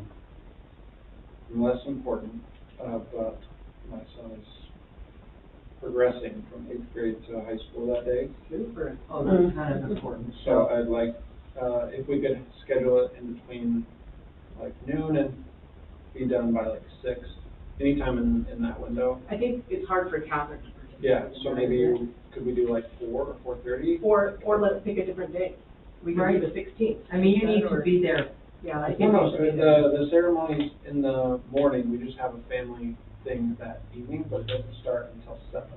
So if we could start at 5 and Great. be done by 6:30 or 7, then 5, yeah. that night works great. That night, okay, yeah. That is on the 9th? Yes. So 5 p.m. on the 9th of June? Or are we looking at 5:15 for Catherine? I think she can make it honestly by even earlier than 5. She gets off work around 4:30, but let's just keep it 5:15. Well, and graduation is, high school graduation is the 8th, so I don't know what that means for her schedule. She will be relieved that it's over usually. That's how that goes. 5:15. Board workshop, 5:15 to 7 on the 9th. Great. Oh, 5:15, okay. Yeah, let's just, perfect. And if you need to leave early, I think it would be fine, we'll be far enough along. But you're asking that workshop, we kind of have the same composition with a couple of the key staff, and we'll have questions that we'll work Like we through. did when we did the roundtable discussion here. Okay, yeah, that's great. Okay. Okay, thank you, Celeste. SRC, update. Okay, so there's been a lot of really good progress, I think, made in the last few weeks. As I've reported, and this has been a part of our agenda for so long, I feel like it all kind of has blurred together a little bit. But what's happening right now has been really impactful. I think we have a little bit of fresh energy and perspective from our architect of record at Scott Edwards, and it's clear to me that the folks there are allocating a lot of time and resources to helping us get this done, which is really great. Not to say that that wasn't the case before, but just I think some fresh energy has been really helpful. We have also gotten a little bit more clarity. We've asked for clarity in writing from the city regarding what needs to be done, and I feel like we're at that point now where we clearly know what needs to be done. So I've tried to lay all of that information out in a memo, and attached to the memo is the proposal for kind of continued architectural and engineering services in regards to the HVAC plan, mechanical improvement plan. And that's something that the board actually approved in August of last year, as I outlined in. And that's to complete, implement the plan, right? Essentially, we have that 2-year period plus 6 months to complete the plan. So we need the plans done by September. Once that's done, then we'll have a period of 24 or 30 months to actually do the work that's outlined in the plan. But the clock has already started ticking? Yeah, the clock has started ticking just for us to get the plans in. Because our permit was about to expire, so we asked for an extension on the permit, and that expires in September, and the city has informed us they won't grant us any more extensions on that part of the deal. So, Do we need until September? I think that if, to be honest, the folks at Scott Edwards and Interface are raring to go. I asked, I wanted to make sure that we had board approval for this agreement. It could represent a significant portion of our resources that we have. We allocated funds, we borrowed some money for a project loan for the SRC, which included funding for this type of plan. But we've been waiting kind of to know if we needed to do it. So the reason why we've waited is because I think we felt like in conversation with the board leadership, it was important to have this be a transparent document and process, and that's what we're trying to do. Hoping that the board approves this agreement, to be honest, and I can share the good news with the SEA and Interface team, and they'll get to work ASAP, and we will be that much closer to getting that temporary certificate and know exactly what work and what resources we need to find through fundraising and through other means to get the permanent certificate So- to the end of that 2-year period. If we can get it done early, how fast can we implement this waiting process that we've been overly patient, waiting for money and resources to be able to be used at the SRC? Yeah, it's my understanding, as soon as we submit the plan and it's approved by the city, which I don't think will take long because it's their practice to trust the designer, right? The interface engineering folks, they're the experts. They're the ones that are stamping the plan, creating and stamping the plan. The city has to verify that it's going to meet code, but I don't think it will take long. So once that's done, then we get us a temporary certificate of occupancy, and we can essentially do whatever we'd like to do in the building, if it's, so long as it is in accordance with the designated uses, like, that we designate. And again, we have that two years and 6 months window to do that as a temporary certificate. Right, and I'm just looking at budget-wise, how can we enhance, I mean, we have done everything that we've been asked to do. And we've been more than patient.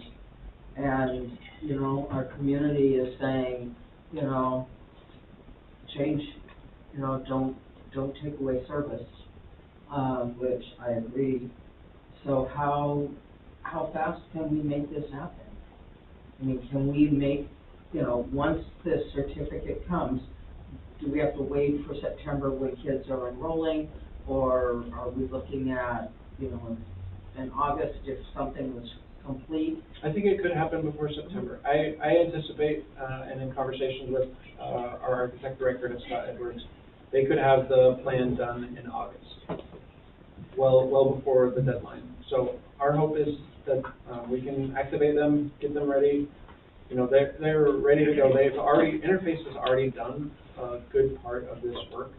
They just haven't created the plan, and to be honest, we haven't compensated them for it. They've been in the building enough to know they did the original plan, the original improvement plan. I think I communicated this to the board at the time, but in the fall of 2025, we were in a period of ambiguity about what was actually going to be required by the city in order for us to get occupancy. And I don't want to blame them because I think part of the breakdown in communication was on us or on our architect of record, to be honest, at the time. But I was concerned, Mike, that, and we had heard from the city that we may not actually have to have this plan in place to get a temporary certificate. That it would be required down the road to get a permanent, but it wouldn't be required to get temporary. For a while, we acted under the presumption that the life safety improvements, like the fire alarm and the doors and the other work that we invested in, that was enough to get it. Contract was signed by the contractor 6-7 months ago. Are they still going to honor the price? Yeah. Second is are the payments progressive payments based on the work that they complete, or yes? So then some of these payments will be made during the 26-27 fiscal year. Correct. So is that in the budget for the 26? Because we thought we were going to spend it in the 25-26 budget. So we have money set aside in the budget for contract services. We didn't know exactly what, obviously, when we proposed the budget, that this was the direction we were going to go.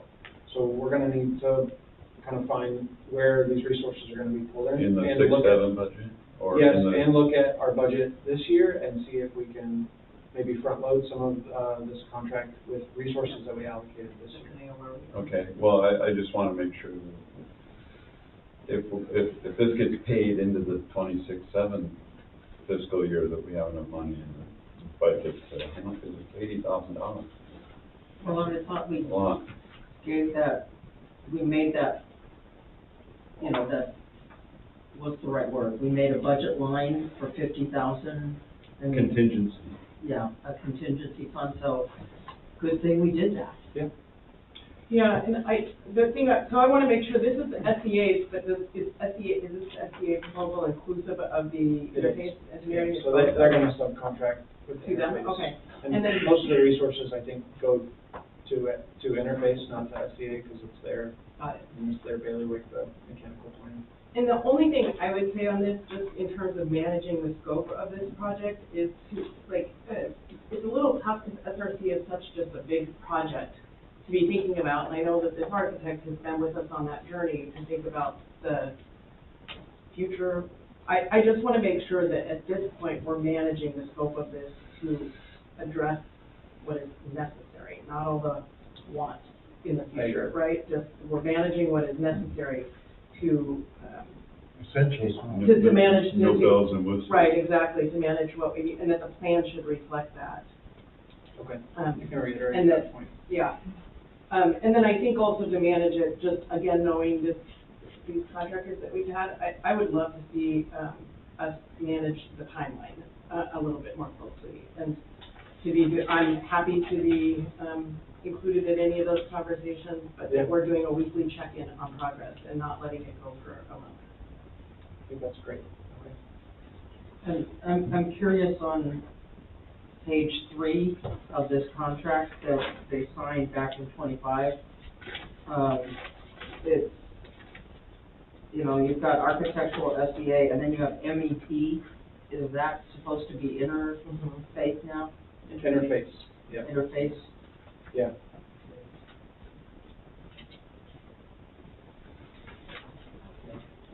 Any other questions to Skylar? Is there a motion? I will make a motion, which has been prepared. I move that we approve the proposal for architectural and engineering services with SEA for the SRC as presented. Is there a second? I'll second. Mike moves and Sue seconds. Roll call vote, Sue, Yes. Yes. Celeste, Mike, Yes. and I vote yes. Thank you, Skylar. All right, good news there, thank you. And audit RFP, new business, audit RFP. Yeah, so, again, just have this kind of laid out for you in a memo. Not sure if everybody got a chance to review it, so I'll just go through it briefly, but as you all know, we closed a joint request for proposal process on May 3rd. We got 4 proposals back. They were all actually really great, exceeded, I think, both the city staff and our expectations. We invited the board to, review those, and some of you participated in some feedback, and that's great. The board had kind of designated that staff could move forward with grading and the evaluation process, and so we did that in coordination with city staff, of course. We advanced 3 firms to an interview stage, and we conducted those interviews a couple weeks ago, and after completing the interviews, we selected a firm called Clear Trail CPAs for the contract, and we're in negotiations, but according to their proposal, both their timeline and their budget align well with our expectations of and what we had budgeted for like the next fiscal year. The proposal included, basically a 1-year contract up to three total years, so a renewal each year for 3 total years. Really pleased with Clear Trail. They're out of Beaverton. It's a similar shop and organizational feel to what we had with Rick, our auditor, before. Not necessarily a one-person show, but a small, intimate staff. All they really do is government or municipal audits like this. They're familiar with special districts. They're familiar with coastal communities. They're on the west side of Portland, so as close as we felt like we could get. Some of the other firms were out of Salem and Medford, and we felt like some of that geographical distance might be a factor. So pleased with the experience, and I don't have anything else to share. I don't think I need a motion at this point because I don't have a contract for you, but at some point we'll have a contract to present to the board. I have one question. Did the city pick this group too? Yeah, it was unanimous by both of us. Actually, What was the cost? I think what they proposed was, I want to say around $23,000. Which is mid-range for the proposers. Yeah, it definitely wasn't the most expensive for us, and it's below what we budgeted, so I think that's good news. Yeah. Is there a motion? We don't have to have a motion. I don't think you have to have it, but I want to keep you informed, and you'll have a contractual agreement to approve at some point, probably next month. I'd like to have them under the agreement by the end of the fiscal year, if we can. Yeah. There's a period, when you go through an RFP, there's a period after you issue the RFP that, I think it's called like a Challenge period. challenge period or a settlement period or something like that. So we're in that period now. I think that period ends either today or tomorrow. It's 7 business days from after you inform folks. So anyways, we're getting close to having that. I expect it'll be in front of you in June. Okay. IGA? Okay, so originally we had planned on perhaps having a public hearing for the implementation or assessing SPCs, and like Celeste said in her motion, we're going to delay that for, I think, some really good reasons and further conversation and discussion. So this item, we probably don't need to spend a lot of time on, but as you know, we've been developing intergovernmental agreements with the city and the county because they are the entities that are gonna have to collect the SDCs on our behalf. I've presented other drafts, previous iterations of this drafted IGA, and this form that you have right now, I think, is hopefully the final. It's been agreed upon by county staff and district staff and been reviewed by our council.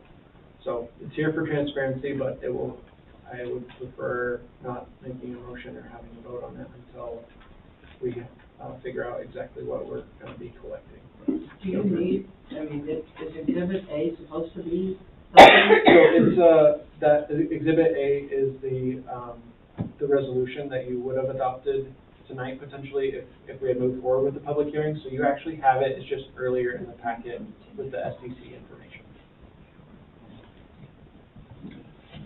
Okay.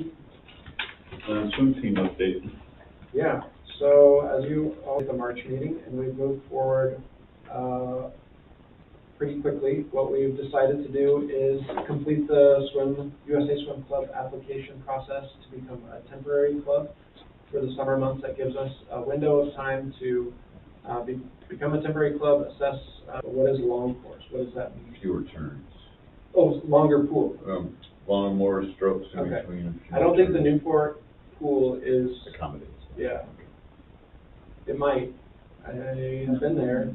Is the 25-yard pool? I think it's. Newport's 25. Everything's short course. Thanks, Mary. But yeah, I think ambitious goals, and appreciate Bob and Carolyn's desire. Amanda was awesome. She got all of her paperwork and training done online in a very short fashion to help us get here. I think what we are maybe looking for in the next month or two is a board member to help us flesh out how this is going to work if we're going to move forward after the temporary, not temporary, but the seasonal club membership period ends. We'll need to decide what the structure of the club is going to look like moving forward, how it's going to work, how it's going to fit within our program, what we need to do to develop the program in terms of revenue and cost analysis, those types of things. Well, I would happily volunteer to help you with that. You know, I've been chasing my grandkids around the country while they swim. If I can do that locally, I'd be happy to help, unless another board member wants to pitch in. Well, I just want to say I contacted USA Swimming. I talked to Genesee, who was a coach here, and Mike, about the shallow end of the pool being 2 foot 8 inches and needing to be deeper. And so USA Swimming asked me to submit an email, so I've done that. I just haven't heard back from them. You know, they said Sue, would you like to be the liaison for this? Well, I don't, I mean, number one, I don't want to be somebody who's like, no, we aren't going to have a team. I want to promote health and welfare of our anyone who wants to swim. And I just don't want us to be put in a position that the pool isn't going to be sanctioned, or, because the other thing you have to look at is, if you're not going to do any overwater starts, that means if you've got kids looking for PRs and relay teams, you are going to start in the water, which means you're slower. And so I think there's a lot of detail that needs to be ironed out before we say, yeah, we're going to put this swim team together with Sunset Right, do you want to be the liaison? I don't mind doing that. I just don't want to be the naysayer that somebody says, wow, we don't want you to. Sorry, Information, that's all. With the depth of the pool, though, would it limit us in having a team? Maybe it limits us potentially in hosting sanctioned meets, but does it limit us in any way in just? I mean, you can always have a team. Okay. It's just, you know, and that's why North Coast Swim Club swam in Astoria. Yeah. We practiced here and there, and we did our meets up there. Yes. Because of and, you know, it's disconcerting, and I mean, I don't understand it, how we have, like I said, I brought in a measuring tool. I measured 2 foot 8 inches. Maybe we can get to 2 foot 9. But in the pool, in the water, it says 3 feet. And so if somebody says, well, it says 3 feet, but it's not. Yeah. So, and I know Mike talked about at one point spending money, which we don't have, to build up the sides to make the shallow end deeper. Sure. I'm interested in promoting safety and promoting fun. And forever, I will be the one. Poor Mary, I've said this story before, when that little girl on the phone said, I can't swim because we need to eat. And that wasn't that they need dinner, it was they didn't have money to eat and to swim. And we made sure that little girl got in the water. And I will always champion that type of thing so that our children in this community have access to our water.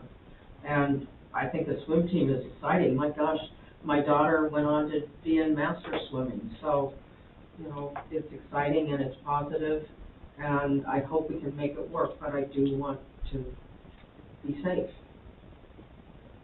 The swim teams were my world growing up, so I'm very supportive of having a swim team here.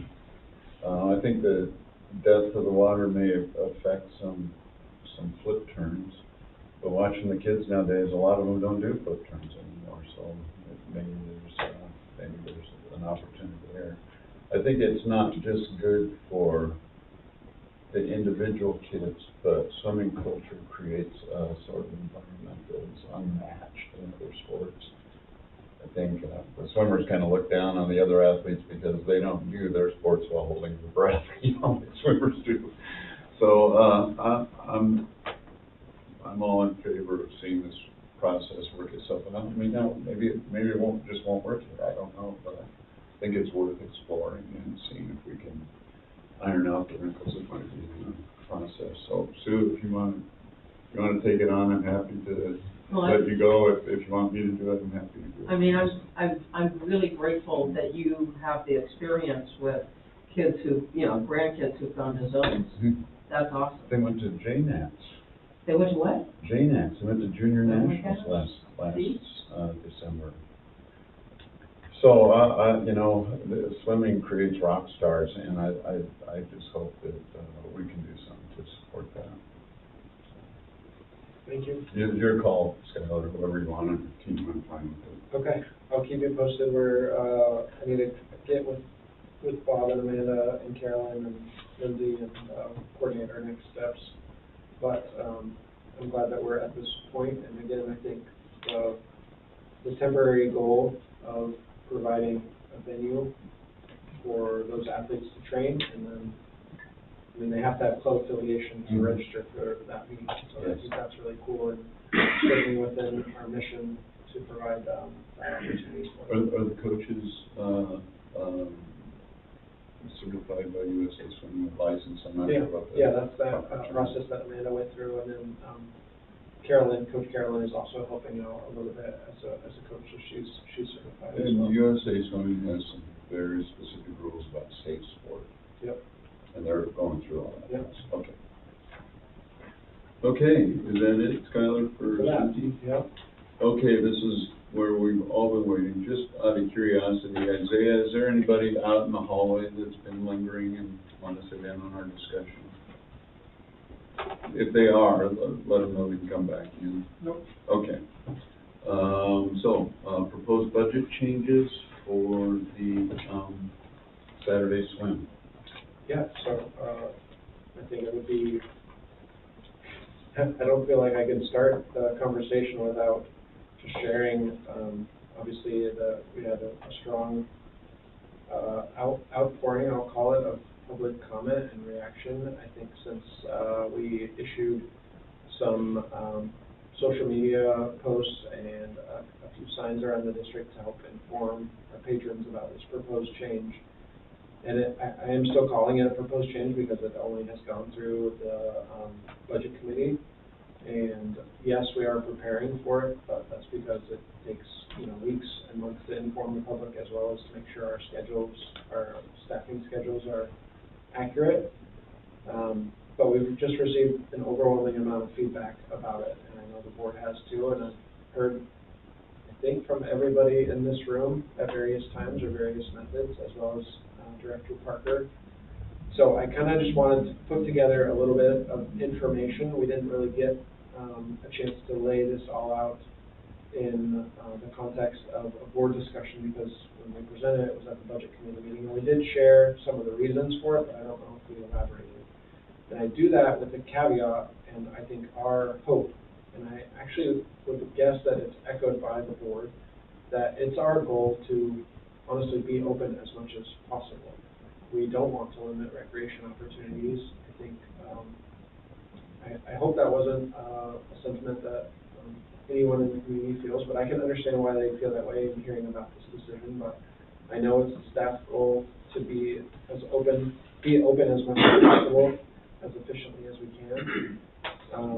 So anyways, having said that, some of the data points and the reasons that helped us to even consider this as a proposal was just the state of the budget. We're trying to present a lean and efficient budget as much as possible. As you remember, Saturday is historically the lowest traffic day of the week. Yes, those hours are a little bit less or substantially less than some of the other days of the week.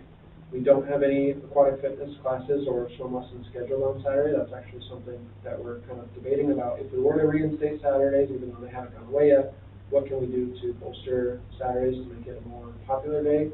And then the staffing expenditures. We were able to capture some data with our point of sale software, and it's pretty telling that Saturday, like I said, is our least heavily trafficked day of the week. We had 8 open swim sessions in 2025 where we didn't have any participants. Now, that's not to say that we shouldn't offer Saturday programming or want to be closed on Saturdays, but I think those were the reasons why we presented that. As we prepared the budget, just to give you all a little bit more insight, we got to the point where we're maybe a week or two away from having our budget committee meeting, and our net carry forward was not in the positive. We had to find savings everywhere we could, and we looked high and low, and we considered a few other, proposals or scenarios that would help us get to a more positive outlook to present to the budget committee.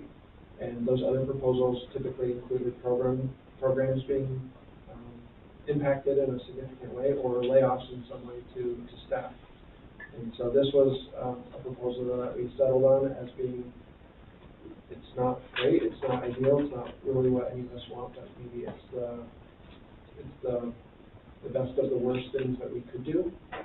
After hearing feedback from many patrons of community members and touching base with the board, I feel like I can honestly share that I wish that we had an opportunity to do a do-over, because I think that we could find the savings somewhere else.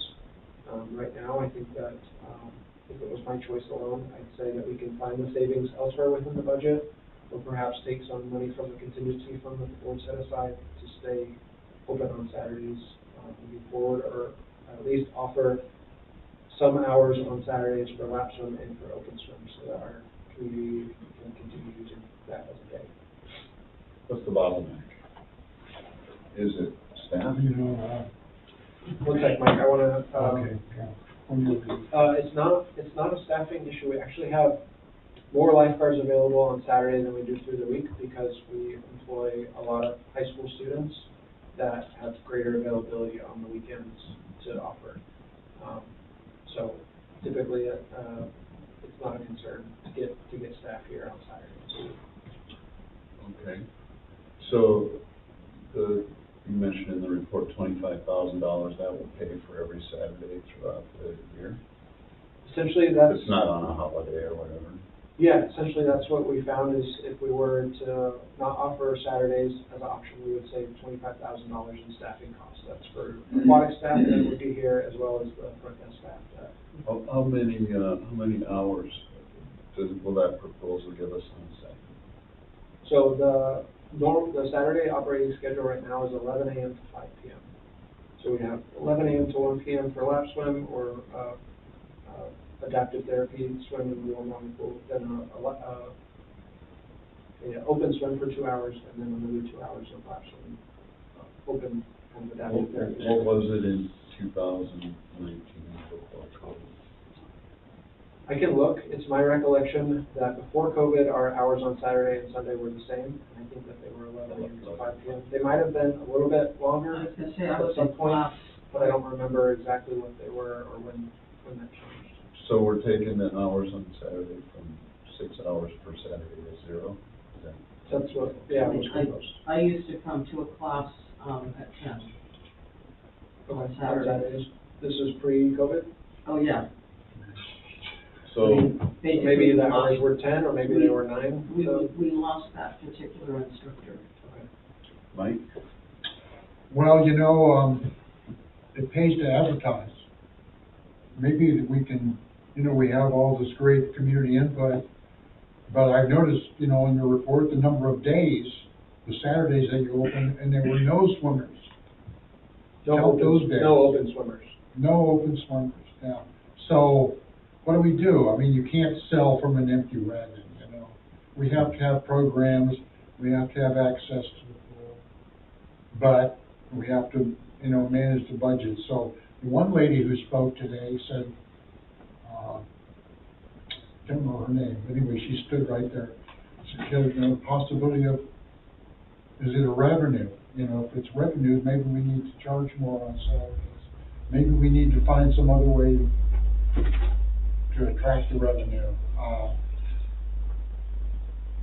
You know, if you need somebody at the front desk, I will volunteer. I will sit there at the front desk on Saturdays, and I will keep the door open, so you can just pay lifeguards.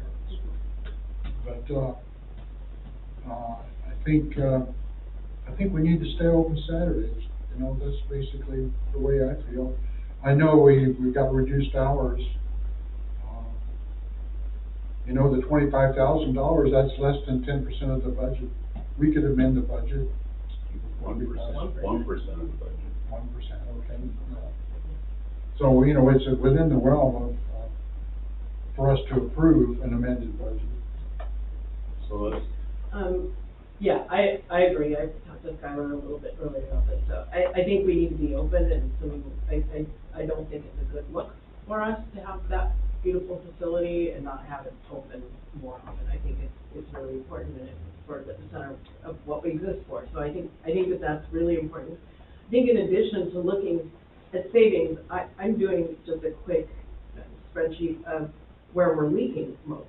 And so to me, this sort of points to a larger problem for us as a district. I think I have a question about what is our role as a board to have input on programmatic decisions? Where does the staff role start and stop, and where do we step in? And as we look at this, you know, one thing is even though the numbers are fairly low for Saturdays, there was still, and I was wrong when I talked to you, Kyle, we had 1,000 people in a year that are benefiting from, even without doing more advertising like you're talking about, Mike, we had 1,000 people that benefited. Currently, we are subsidizing aquatics using tax dollars. I just did a quick run on what revenue we bring in from aquatics. We're subsidizing aquatics to the tune of 69%, which is a little over $500,000 a year, $510,000 a year to subsidize aquatics. But we're also subsidizing the youth center. And we're subsidizing that to the tune of $445,000 per year. And we're serving less people, if you want to count that, right? Like, in other words, it's more costly to serve one patron in the youth center. We lose more money serving one patron in the youth center than we do at an open swim. so we had more patrons, we lose more money. Yeah, Basically. youth center, yeah, a lot more, bigger money. $10,000 or $15,000. Every patron we serve in the youth center, every child or youth that we serve in the youth center, we're losing a lot more money. I don't have the numbers of how many were served there, but we could boil it down for some sort of calculus of how much per patron we're losing in those cases. So it costs us more to expand, and we've expanded our youth service, and I'm proud of that because this community needs more childcare and productive, healthy places for young people to go. We need better recovery. I'm proud of that, but we need better recovery, exactly. We need to figure some of those formulas out. So while I appreciate that we had to find some saving, I think we need to figure out what is the framework for decision-making about where we expand and where we cut in order to. Isn't some of the devil in the details for what you're talking about in the fact that we need that occupancy? Some of it. Well, I mean, to her point though, an expansion of youth programs, which would be more possible with occupancy, doesn't necessarily generate more revenue. But we may have to Because look. of the staffing costs. Yeah, because of the high staffing costs, so we might have to look at how we subsidize that, whether it's higher rates for youth programs so that we have more revenue coming in, whether it's grant funding or some other kind of money or state funding, which I know we've had some issues about. Until we have occupancy, we don't qualify for some of the state funding. So I think those are some of the things that we have to talk about, because we're leaking, like the SRC, we have leaked the money, but frankly, as I'm seeing it, the biggest leak has been the youth center. And I mean, that's $450,000 a year. You mean the You're youth saying center? youth center, but I think what she means Is the is SRC. youth programs. No, I'm not counting the SRC costs of Right, maintenance and that, but that's a separate thing. in the budget, we refer to the programs that she's referring to, I think, as youth programs. So it's our after-school program, summer camp, preschool, and the infant toddler program. And those all used to be sort of housed, squashed together in the space that we had, which was the youth center, which was what that was designed for. And when we acquired the SRC, we were able to transition those programs to a bigger space, ostensibly serve more kids. And I think we are a bigger population, but it's hard to, not refuting any of the points that she's making. Serving this important need, but it's not it's not cost effective, and staffing ratios are, they're different, not financially beneficial to the district, whereas like in the pool, the ratios for lifeguards are a lot more forgiving than 1 to 3 for an infant toddler room, right? Yeah, so I think we need to figure out what some of the decisions, how we're gonna, like, we need to know the financial consequences of either program expansion or program shrinkage. Including it, like, looking at the community center, this is not a huge, again, a fairly small percentage in the overall scheme of things, but the community center, we're losing about $33,000 a year. And that is the services, I understand, that is supposed to be subsidized by the city and by Northwest Senior services. Senior services, right? But it's not covering, we're subsidizing that. It looks to me like. Yeah. And so perhaps we need to go back to some folks and share those costs so that they're carrying some of the burden too, because we can't afford to have accessibility to the pool at the expense of subsidizing so much other stuff. I agree. If you want me to comment on anything that she just went through, Maybe after the meeting, Yeah, Mary, I would love to give the hear your board a comments. chance But can I just, Well, I think the board needs a chance to well, discuss. I mean, my opinion, I am one who's in the water 5 days a week. I would be in the pool. So I have a gym membership, 7 days a week I'm at the gym. And the exception is their hours on Sunday are different, so it's usually 6+. And the pool would get my time. First of all, the instructor resigned for health reasons, and that class went away, and then Saturday just had the open swim, etc.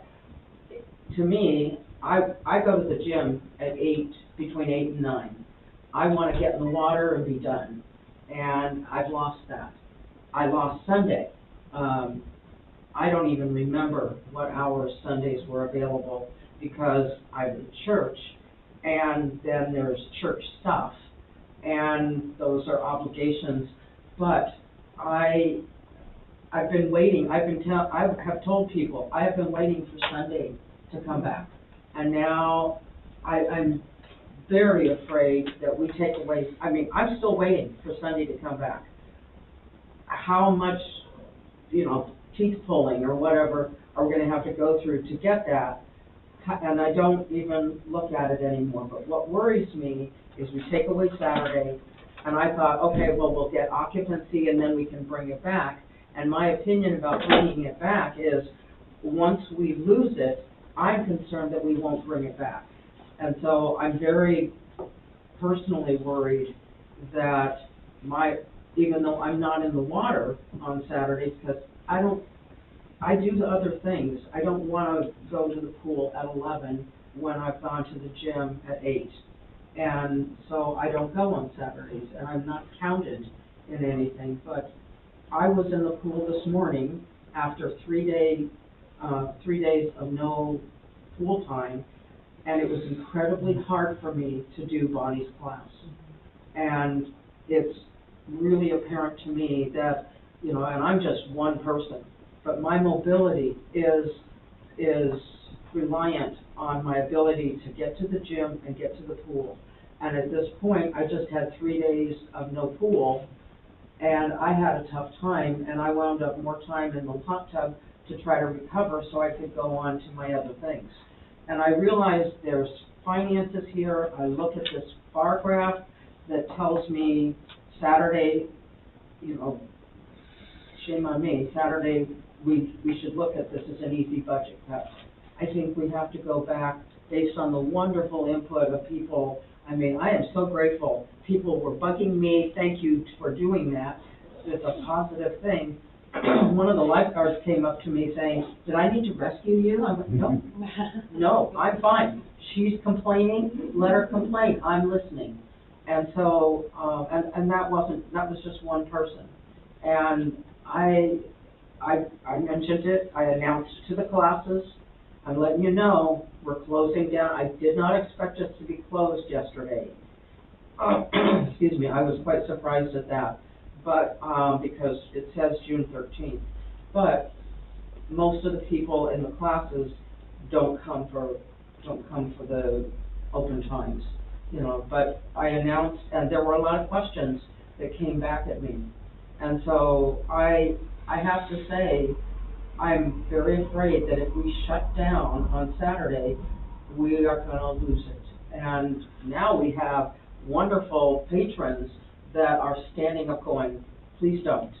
And some are a little more vocal than please, but, we lost Sunday. Now Saturday's threatened. And I am going to ask, who's teaching lessons just 1 day a week? I thought the kids were in the pool for lessons 3 days a week. Was that just an error? I mean, it surprised me. The program's been modified, I think, to try to meet some of the scheduling obligations that it seems like young families have. We heard feedback from folks that lessons can be an easy conflict with some of the other activities that kids are engaged in. So giving the longer lesson time, but only having them be once a week was something that I think our aquatic staff felt like would help drive swim lesson participation and give the families, I guess, more options because they could choose which day of the week fit within the sport schedule. Now, I don't know if it's working. I think the point certainly landed in my head that, that's not enough for kids to learn the skill. And I think if you look at our revenue for swim lessons, it's on a trend that we need to curb and improve. So that's something for us to take. I don't know if it has anything to do with Saturdays, but it's certainly related. So I have a couple of comments. First, we're a government of the people, and the people kind of exercise their First Amendment right to redress their government tonight. And I really appreciate the fact that everybody was respectful, everybody said their piece, and their pieces were many. I mean, it had to do with hours and the value, the ROI that they get out of the pool, the lessons, the fact that swimming is not optional. It's required for people on the coast. And those messages and quality of life was one other thing that I took very strongly. I don't know if I'm satisfied with the proposal to open up on Saturdays. I think we should open up on Saturdays and Sundays. I think we should recognize the pool is our fundamental core value in this community, And I think we ought to support having that pool. Now, people say, well, you know, we may not be able to afford it. Well, if we subsidize anything in our district, I think it should be the pool. I think it should be that one item that provides more health, more recreation, more physical benefits than many of the other things we do, maybe all of the other things that we do. And I also believe that swimming is not an optional skill. I think on the coast, and I grew up in Minnesota, you know, we had 10,000 lakes. It was required to swim before you could graduate from high school. You couldn't get out of high school unless you knew how to swim. So I'm very proud of everything that we do with that pool in this community, and I think we should do more of it. I'd like to ask staff to do two things. We're gonna have to revise the budget before the end of June. So I'd like to see a couple options. What happens if we open it up full-time on Saturday? And the second option is, what happens if we open it full-time on Saturday and Sunday? And secondly, I'd like to ask staff that when they create the budget for next year, which you're gonna start doing in 6 months, maximize the schedule for swimming if you can. I think to that end, and to maybe offset that, because I think does have to be an offset. I'd like to, and I volunteer my time to help with this if it's helpful. I think we need to do some analysis as to why the what youth center programs are leaking so much, and what we need to do to come closer to capturing more revenue for the youth center programs, and ask people to pay closer to 100% of the cost, so that we're subsidized. If we could subsidize, if we cut that by 50%, I mean, how much we're subsidizing the youth center programs. So this is something, but I also have a second comment. One is, you know, we're always trying to balance. You know, we want to do everything. I get that, and you can't do everything, so you have to kind of horse trade what you can't do. That's the problem. That's what we need to solve. Figure that out. I think the community is right. I think we have diverted operational program money to capital assets. I think in the last couple of years we have changed our focus a little bit. And I'm not saying that's bad, because the capital stuff is future, but the swimming is today. You know, what would it take if we lowered the price to $2? Would that increase our community enough to pay for? Because we're just looking for a bottom line dollar on Saturday and Sundays. We just got to pay for the lifeguards and the front desk. But if we dropped our price to $2, would we get enough kids in here to increase our total revenue in order to pay for that? I think one of the people speaking said they had like a $1 Saturday. 50 cents.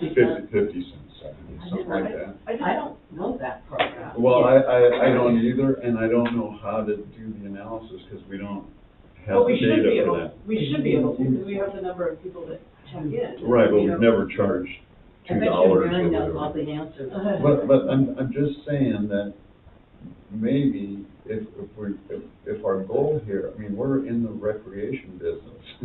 If our goal is to provide recreation, I think we should provide that to as many, the most diverse number of people that we can. And even if it takes maybe reducing their contribution to some of their capital asset things, which we've done in the last couple of years, that might be an option. I think we could drop the price to have $2 Saturdays. Maybe we could have a pilot program and do a couple of $2 Saturdays and see what that does to. I don't think, without seeing the full numbers, I don't think that individual user fees for swimming are that consequential to our budget. But are they consequential to the patrons? Yeah, that's what I mean. So if we want to increase participation, I was trying to pull up the price list. I mean, it costs us the same $500 on a Saturday whether we have 100 kids swimming or 10 Yeah, kids? the open swim fee is not, you know, moving the needle at all. What we're trying to generate revenue on is from the aquatics is that return on investment, the value for members to join, to buy a pass, right, to become a pass holder, or to consider joining the district and buying a pass if they're out of the district. And to be healthier and better, right? I mean, you heard from so many people that talked about the difference that being in the water more frequently makes for their bodies and for how they feel. But open swim right now is only $3. Yeah. For members, That's but we could reduce it, I don't know if that's a Well, barrier. kids under 5 are free, or do something to, that'd be a disaster, but, but just, I want to create a system where we encourage people to participate, while at the same time making enough money to perhaps break even. I do have one other informational piece that it's important to share in this discussion. So the Oregon Health Authority is the regulating Regulatory state authority for pools, and they came out with a set of new safety standards for pools, and we're working on implementing some of those changes, and they do impact programs like Open Swim significantly. And one of the changes, I think, going back to some feedback that you heard about the pool could be a safe haven for people that are, you know, adolescents that are growing up, for helping them find their footing. I think that's all like really beautiful. And to me, it's unfortunate that some of these rules perhaps could impact that opportunity. So one of the rules is that children under the age of 14 have to have direct supervision by a person aged 18 years or older. And they have defined that as that person, that supervisor, whether it's an older sibling or a guardian or a parent, has to be in the building, and they're supposed to be looking at the person. So they could be in the natatorium, like in the bleachers area, looking at the person. Additionally, another rule that... Can you say that one again? Can you just repeat that? Children under the age of 14 must have direct supervision by a person aged 18 years or older. So, are these final rules, or are these proposed? Are they statute, or are they administrative statute. rules? They're statute? yeah. So So is this for pools across Oregon, or not? every pool in the state. Is not gonna be able to have open swims for... Well, they're going to be able to have open swims, but they're going to have to find some way to manage this requirement. And it's 1-to-1? It's 1-to-1. Every kid. So one... Sorry, it doesn't have to be 1-to-1, but it's every child has. So like, let's say you had 4 kids under the age of 14, you could bring them and you could sit in the natatorium and watch them. But could she bring them and say, hey, Kyle, watch my kids? I guess, yeah. What about the lifeguards? The lifeguards are obviously watching them, but this doesn't count the lifeguards. Another rule that could impact is that it's defined as to say, additionally, those swimmers under 48 inches, so 4 feet tall, or what they said is weak swimmers require in-water supervision within arm's reach. So an even younger swimmer is supposed to have somebody, that supervisor is supposed to be in the water within arm's reach. So I feel like this is maybe, so I'm curious about the timeline for implementation, and I'm curious about the guidance. You're so well connected with other districts and stuff. I'm curious about what guidance is kind of going on, and what other strategies schools are taking. It's ongoing. It's pretty fervent. To be candid and transparent, these rules were implemented or became effective in, I think, January or February. We've waited a little bit because there was some hope, I think, that efforts to amend the rules or get them to have a set of rules for bodies of water that had supervision, had lifeguards, trained lifeguards, that they would be under one set of rules, whereas hotel pools or other pools, public pools that don't have lifeguards would have a different set of rules, and it hasn't been effective. So there's some other rules that we're dealing with administratively that have to do with signage and things like that. But I think, anyways, this is a part of that. I don't think it needs to change how y'all are feeling or the feedback that we heard. But I think we're trying to manage it and understand how this is going to impact swim. I think it's our position right now, especially as we move into open swim season, where we have open swim starting every day or every weekday.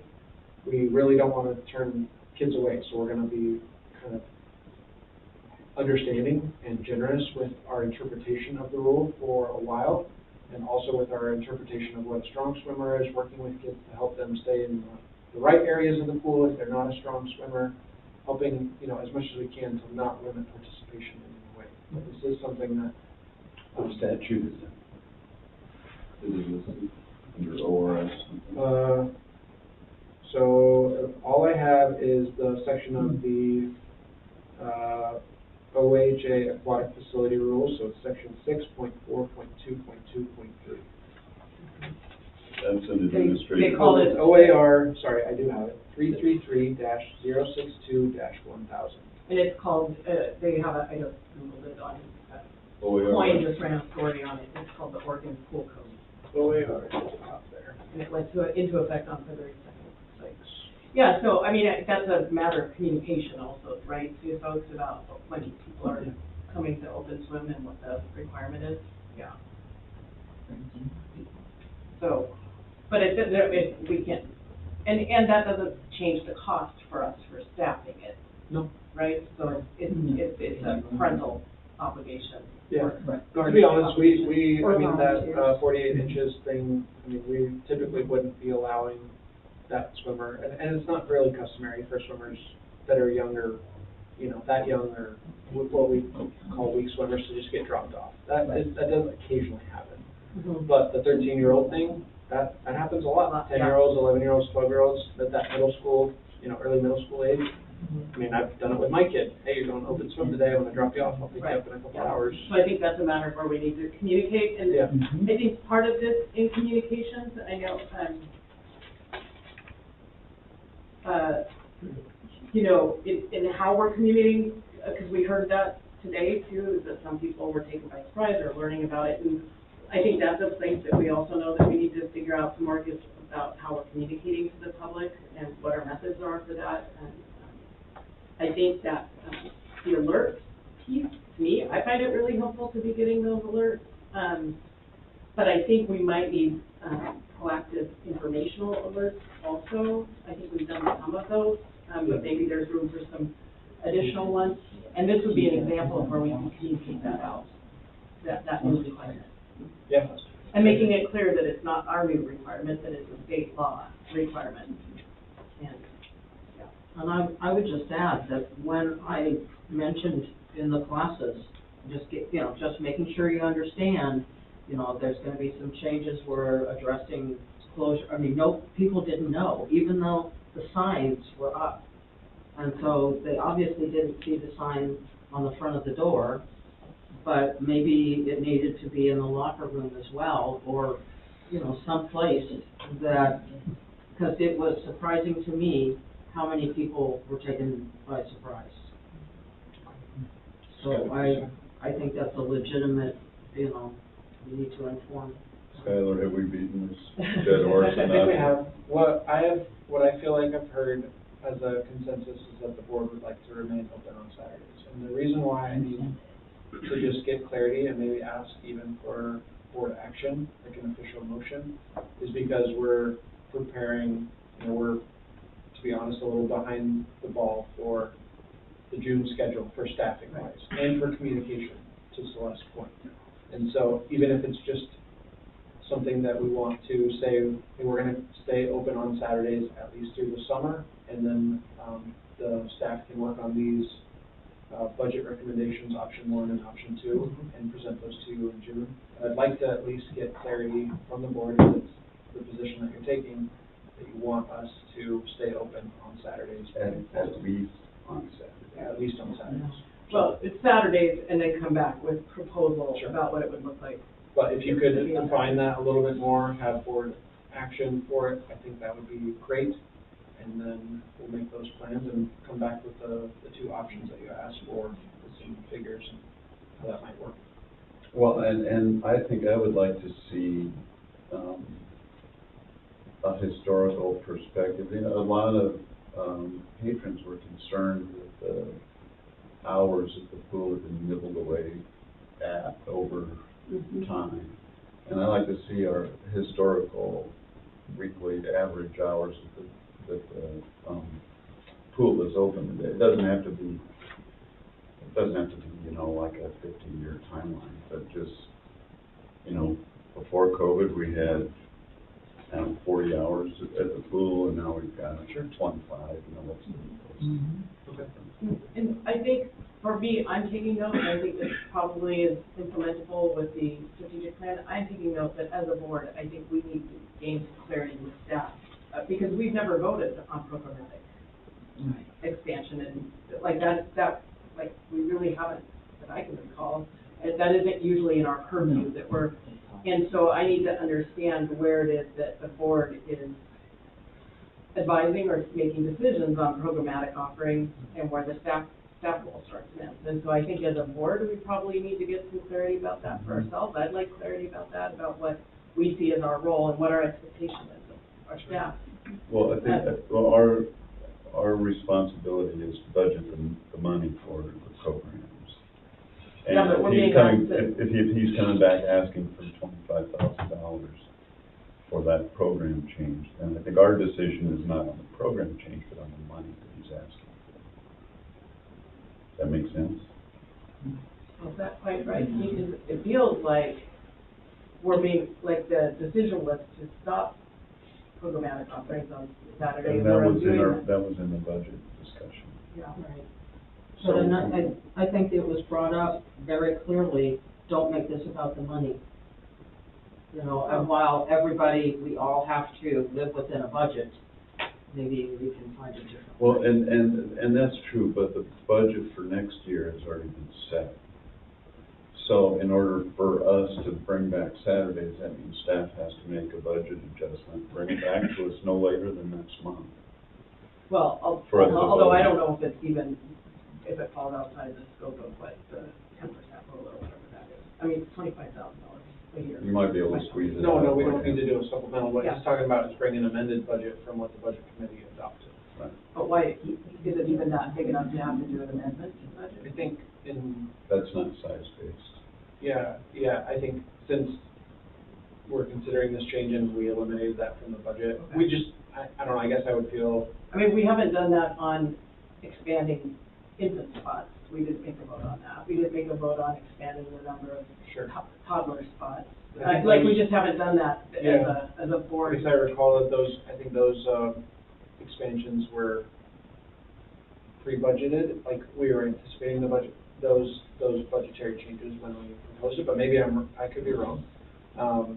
I know that we all accepted that as a priority when we Sure. talked about it. That's part of the reason we needed extra space, is to be able to do that. But I don't think in that expansion, I don't know that we, or at least I didn't, feel the full weight or understand the full weight of the costliness of expanding those spots. And so I think we need to go back and do some reassessment and look at that and see what it's costing us. Because, like I said, if we could even 25% cut our losses on the youth programs by 25%, that more than covers Saturdays. One of the complaints was that we've diverted money from programmatic, issues over to bricks and mortar issues. But it isn't bricks and mortar. The youth center is Right, just no, I programmatic. It's agree. from one program to another program. Right, but the community was concerned about shifting The those dollars. SRC, actually, this year, on that, if you As look at the well, budget, right. the SRC expense is not a problem. Right. We're not bringing in as much as we budgeted, but so far we've lost, I think, The revenue. 70,000. We're not bringing in as much revenue as we hoped, so it's hitting our budget like that way. We just, we're not renting out the space that we So it's would not make right, it's not- $70,000 or $80,000. Right. Well, That, we need that and- occupancy. yeah. It's arguable, we're in a tough spot, with that occupancy, and, it's not moving along very quickly, but I'm definitely, if Scott needs us to vote on some kind of board action to motivate him to, I don't even rework the motivation. budget. I think we should make that motion. As much as anything, it's a response to the feedback that you heard tonight, and I think it shows, solidarity, I guess, between board and staff, that we have heard, like, the democratic process, or the, I don't know, constituent-based process, whatever you want to call it, has been, one that we're willing to react to and say, you know, I'm certainly willing to say, I don't think we had a great process for this. I wish I could have another shot at A redo? presenting this information or making this decision. So- Honestly, I think when we shared the information in the budget committee, I didn't realize the impact that it was having, because we kind of saw the numbers and figures and made the decision largely based on that participation wasn't great on Saturday, from what we could tell. Well, I had two things. One, when we shut down on Sundays, that was because we didn't have the staff. There was a lifeguard shortage, and I'm pleased to hear that's no longer an issue, and which is encouraging to say, well, maybe I can get in the pool 7 days a week. But the other thing is, I had one of the patrons said, why aren't you communicating that, you know, there's an issue with the city, you know, about the, I told her, we're trying to be a team. You know, the city and our district work together, but, you know, it does feel like there's been a lot of slow moving toward a resolution to get this occupancy process complete. And her comment was, you know, we're mad at you, you know, the board, but it sounds like we should be sharing some of that irritation with the city that because we have jumped through every hoop they've asked us to do. And I am not interested in pointing a finger. I just am interested in getting it, moving forward and getting it done, so that we can have that occupancy, so that we will have some more revenue, so that we can relax this belt tightening that we're trying to do. And as soon as we can get that done, I think our patrons haven't known that there's a reason why the SRC is going as slow as it is. And It's ironic, because actually the school district has benefited more than we have from acquiring the SRC to this point. Show me the money. Again, you know, the pool is our center of gravity. Yeah. And if we get off balance with the pool, then it's gonna affect, I think, a lot of other programs too. I think, you know, if we have to have a solid foundation to attract people to recreate in our district. And in my mind, that solid foundation is the pool. Once we capture people with the pool activities, we can help them get other physical benefits from the district. And I'd like to see us to leverage that. And then young people, you know, we need to attract the young people to participate in the pool. You know, and we've learned a long time ago, and Mary Blake will agree, that once you have these kids in these programs where they're safe, they're cared about, you know, even the youth center programs, for that matter, once you've got these kids, you know, got their attention, then you can work on youth development and other positive life skills. Exactly. You know. Okay, to that end, can I make a motion? I'd like to make a motion. Okay. That the board directs staff to maintain Saturdays open, and also request that we see in short order a proposal of what it might look like to expand hours or reopen on Sundays, and or what additional hours might look like to bring us back to where we were to fully operate. But I think if you say to keep open, I think you should list the number of hours per Saturday. So what, to make, at least 11 to 6, maintain, at is that what it least was? maintain 11 to maintain 5. the hours, but a proposal for the proposal, or what, this is part two, is that we have a proposal for extended hours, and which includes, opening Sunday. And that we also, have some sort of plan to look for other ways to offset the costs, which might include looking at higher cost recovery in places where we're. But the costs are oh, go ahead, sorry, it's a motion, sorry. Yeah. Is there a second? I'll second that. Okay, so, and before we vote, I was just gonna say, the costs are fixed. So the way to Right. offset the cost of a lifeguard is fixed. It doesn't cost us Right. more if there's No, but 200 kids I mean, versus 20 analysis kids. costs more higher cost recovery. Oh, I got you. Recovery, I got cost recover, not changing the cost, it's the cost recovery that because we might need to adjust our fee schedule But- for some of these. But the best cost recovery is to fill the pool with kids. So, what You know what I mean? is the Because motion that here? adds more money. The motion is to open the pool on Saturdays for 11 to 5. And Develop a plan. My develop question a is, plan. do we see that like 4 to 5, there's a significant drop off and maybe we need to adjust? But to me, that shouldn't. But that's part of the plan See, we're asking them to do. Yeah, that's what We're asking them to Right, come and back. that's why I'm thinking, telling you, we have to do 11 to 5 to me means, no, we can be more It was flexible. just the same number of hours. We're not, in other Okay. words, we're not closing Saturday like has Right. been previously outlined, but that in addition to not closing Saturday, we're also asking to see a proposal of what it would look like, what Yeah, the staff would recommend or have seen, and what it would mean to do a Sunday opening or extend it out, or to change the hours. We're just asking for a proposal. okay, because, I mean, I would love to be in the water earlier on Saturday, but, so. Okay, we have a motion and a second on the floor. Is the board supportive of a change in the schedule, so long as there's 6 operating hours? So let's say we did want to do 9 AM to 3 PM, for example. I think, to me, what I'm interested in seeing is a plan from, we don't know, we're not there, we're not hearing from the patrons day to day. So I'm interested in hearing what staff suggests based on what our community is asking for. Okay, but in the meantime, Yeah, like June, 13. we are asking to maintain Saturday opening at the same level as we've been doing. I hear you, I just want to make sure I interpret the Yeah. same level, the same way that you're, Same number of hours. Same number of hours. same number of Yeah, hours. I think that was. But they don't have to be the same hours. And 6 to me, that hours. makes flexibility that if you say, 9 to 3 would be better. Yeah, and Yeah. I'm just throwing that out. I do know that 3 to 5 is typically the slowest part of Saturday. Yeah. Swimmers, Right. like, Yeah.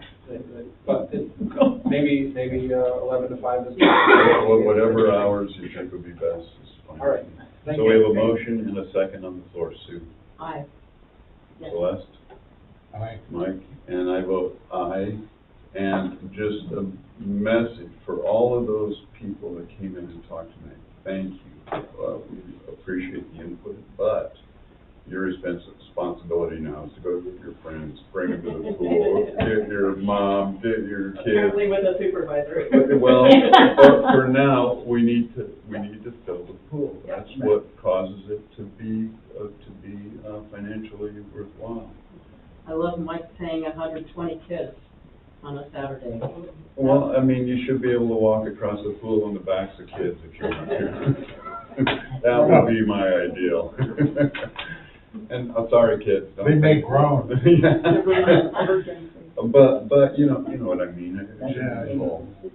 Sure do. And if you, ladies wouldn't mind staying around after the meeting, we only got about 10 or 15 minutes left. I really would like to get more input, and you obviously wanted to provide more, but we only had. Sorry.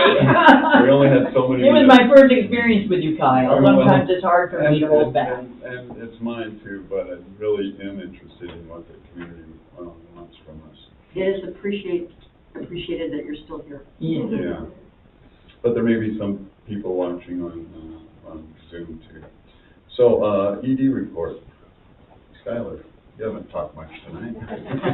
I mean, I feel like I've up to my ears in the topics on the agenda and other challenges that the district is facing. I would just say, I've tried to think about, some of the, experiences I've had over the last week or so, especially kind of culminating in a busy kind of whirlwind of the day-to-day.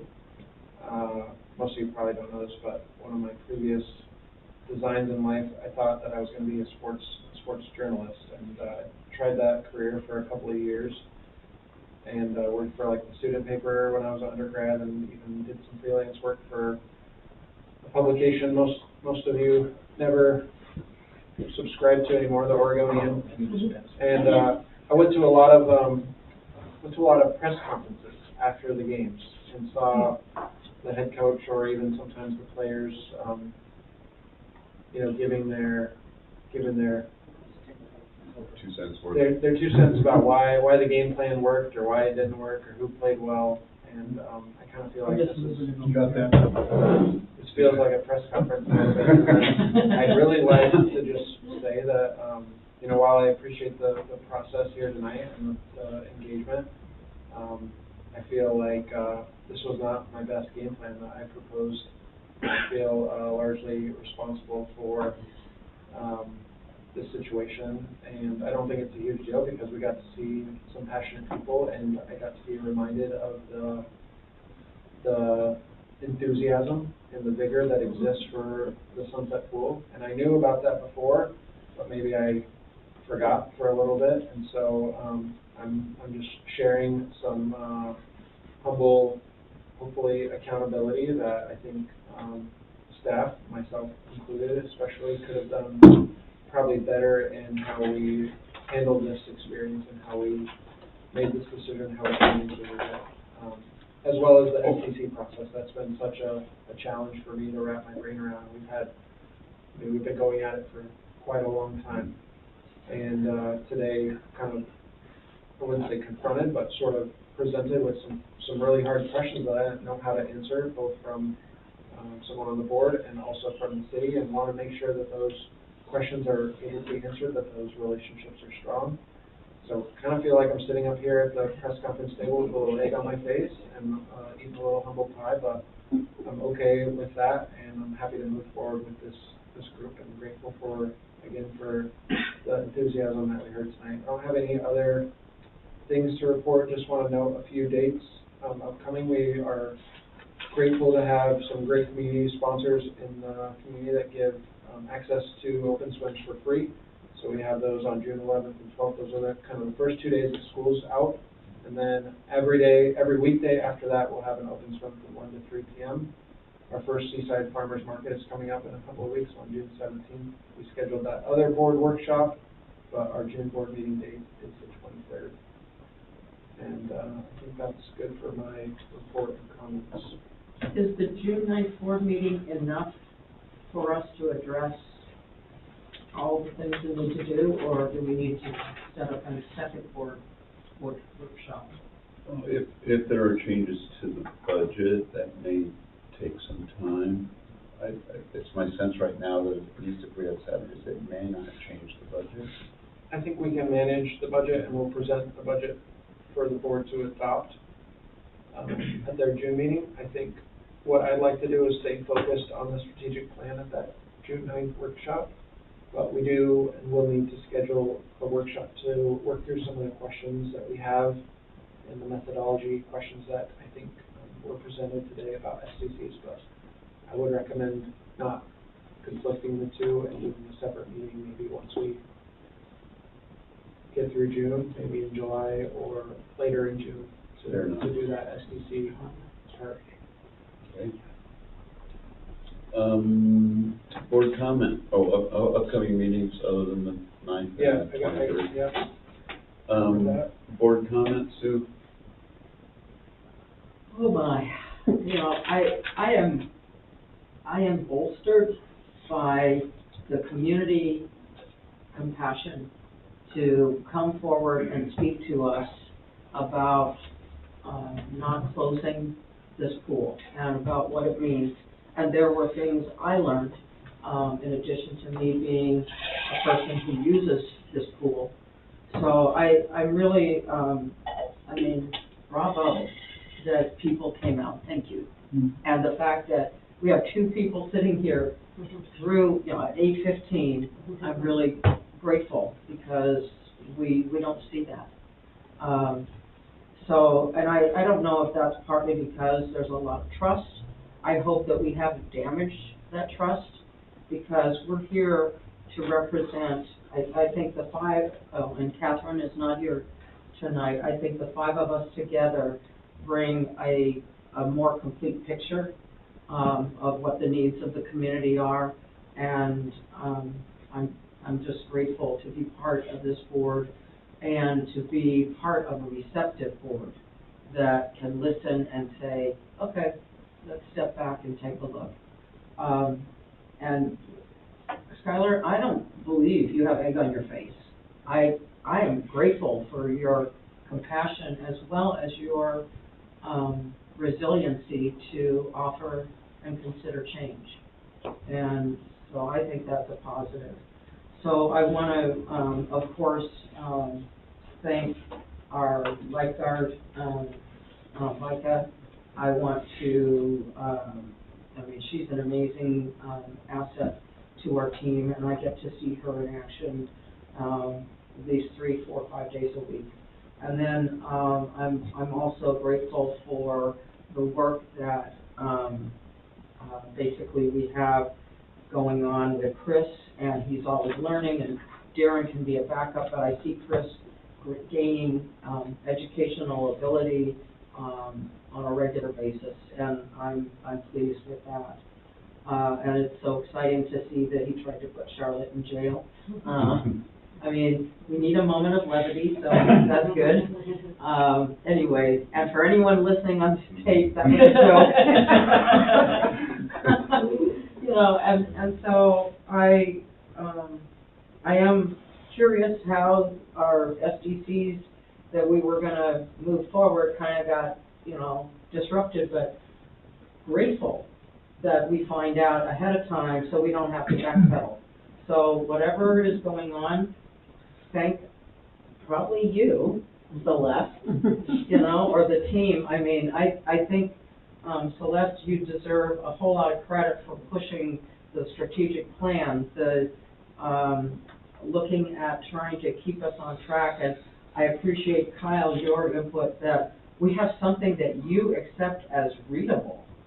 You know, I mean, considering what we've seen, this is quite a positive step in the right direction. So I thank our team that I sometimes feel guilty that, you know, we can't have all of us working on something, but there are all these fancy tools that say that would be a serial meeting or a public meeting, and so you have to step back. I mean, I'm grateful that we have a new direction for our auditing, and it coincides with what the city is doing. I'm grateful to have them work with us. I think that'll be a good team effort.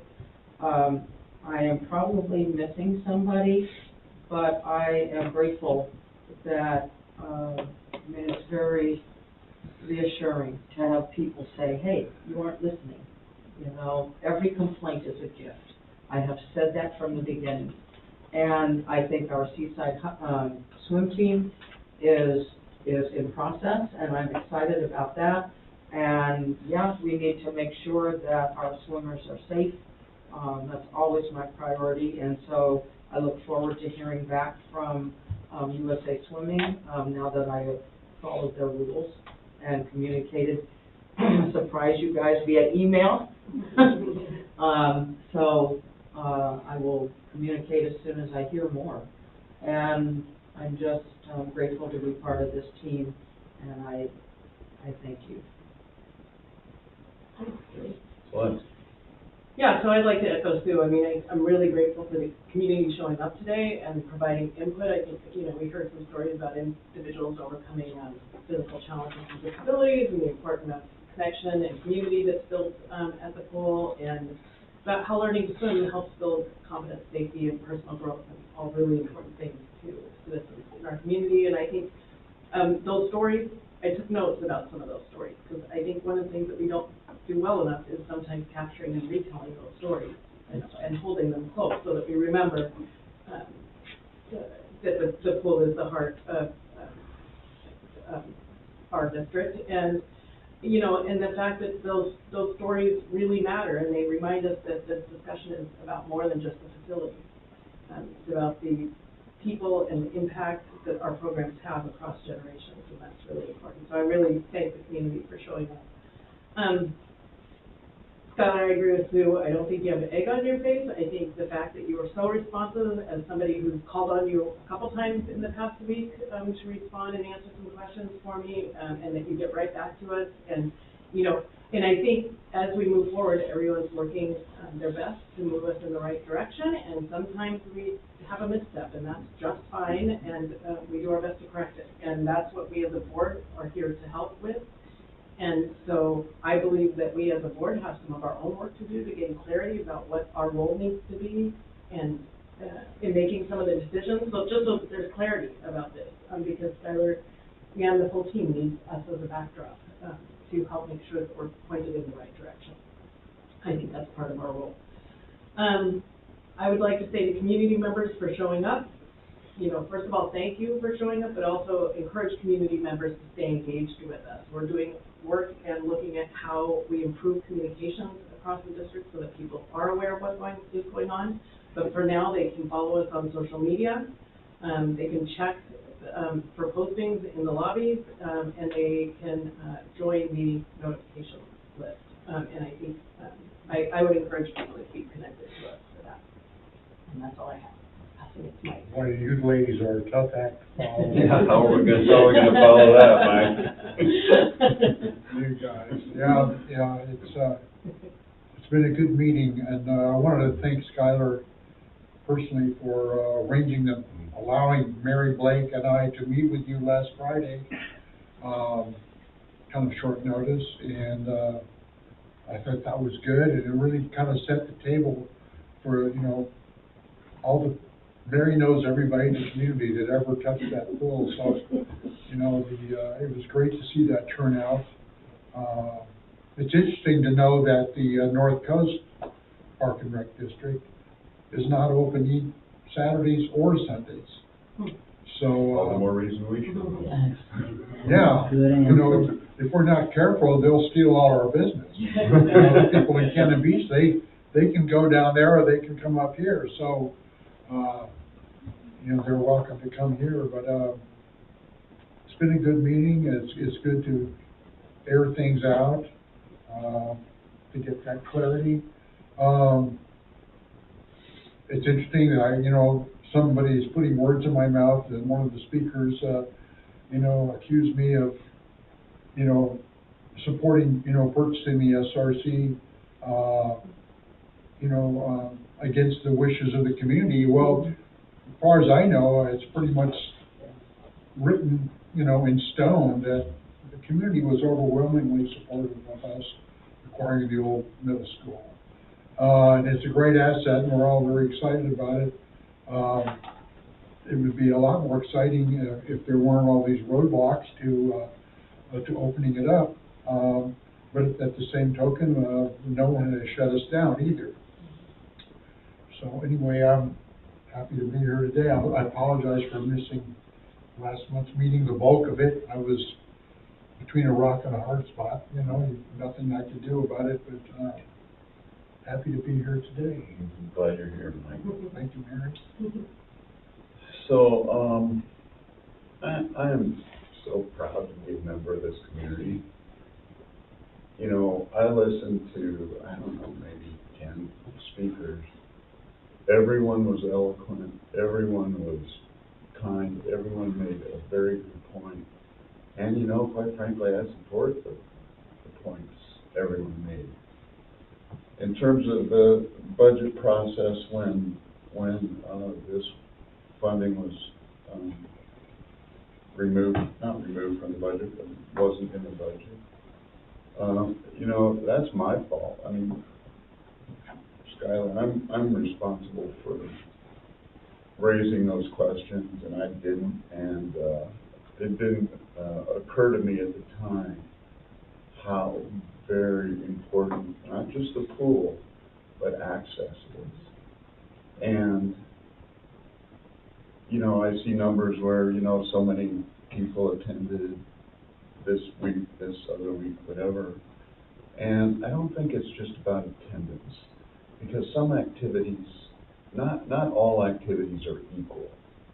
You know, some activities are more important than others, and I think swimming, clearly tonight, at least for a share of our patrons, swimming is more important than other activities. It counts as 1 times X or whatever that right formula is. And I really appreciate their coming in to help us understand how important the pool is. That doesn't mean they don't have a responsibility to help us build a pool. So, well, you know, if we restart the pool on Saturdays, and it looks like that, or not restart, but if we fund the pool on Saturdays for the 26-27 fiscal year, we need to fill that out. You know, we need to bring kids. We need to make sure everybody realizes the value of the pool, not just for safety, not just for health, not just for, you know, fraternal social engagement or whatever it is, but I think it's important when we have access to kids, our responsibility is to keep them safe and prepare them for the future. And I think the pool, you know, I entered the pool at the age of 4.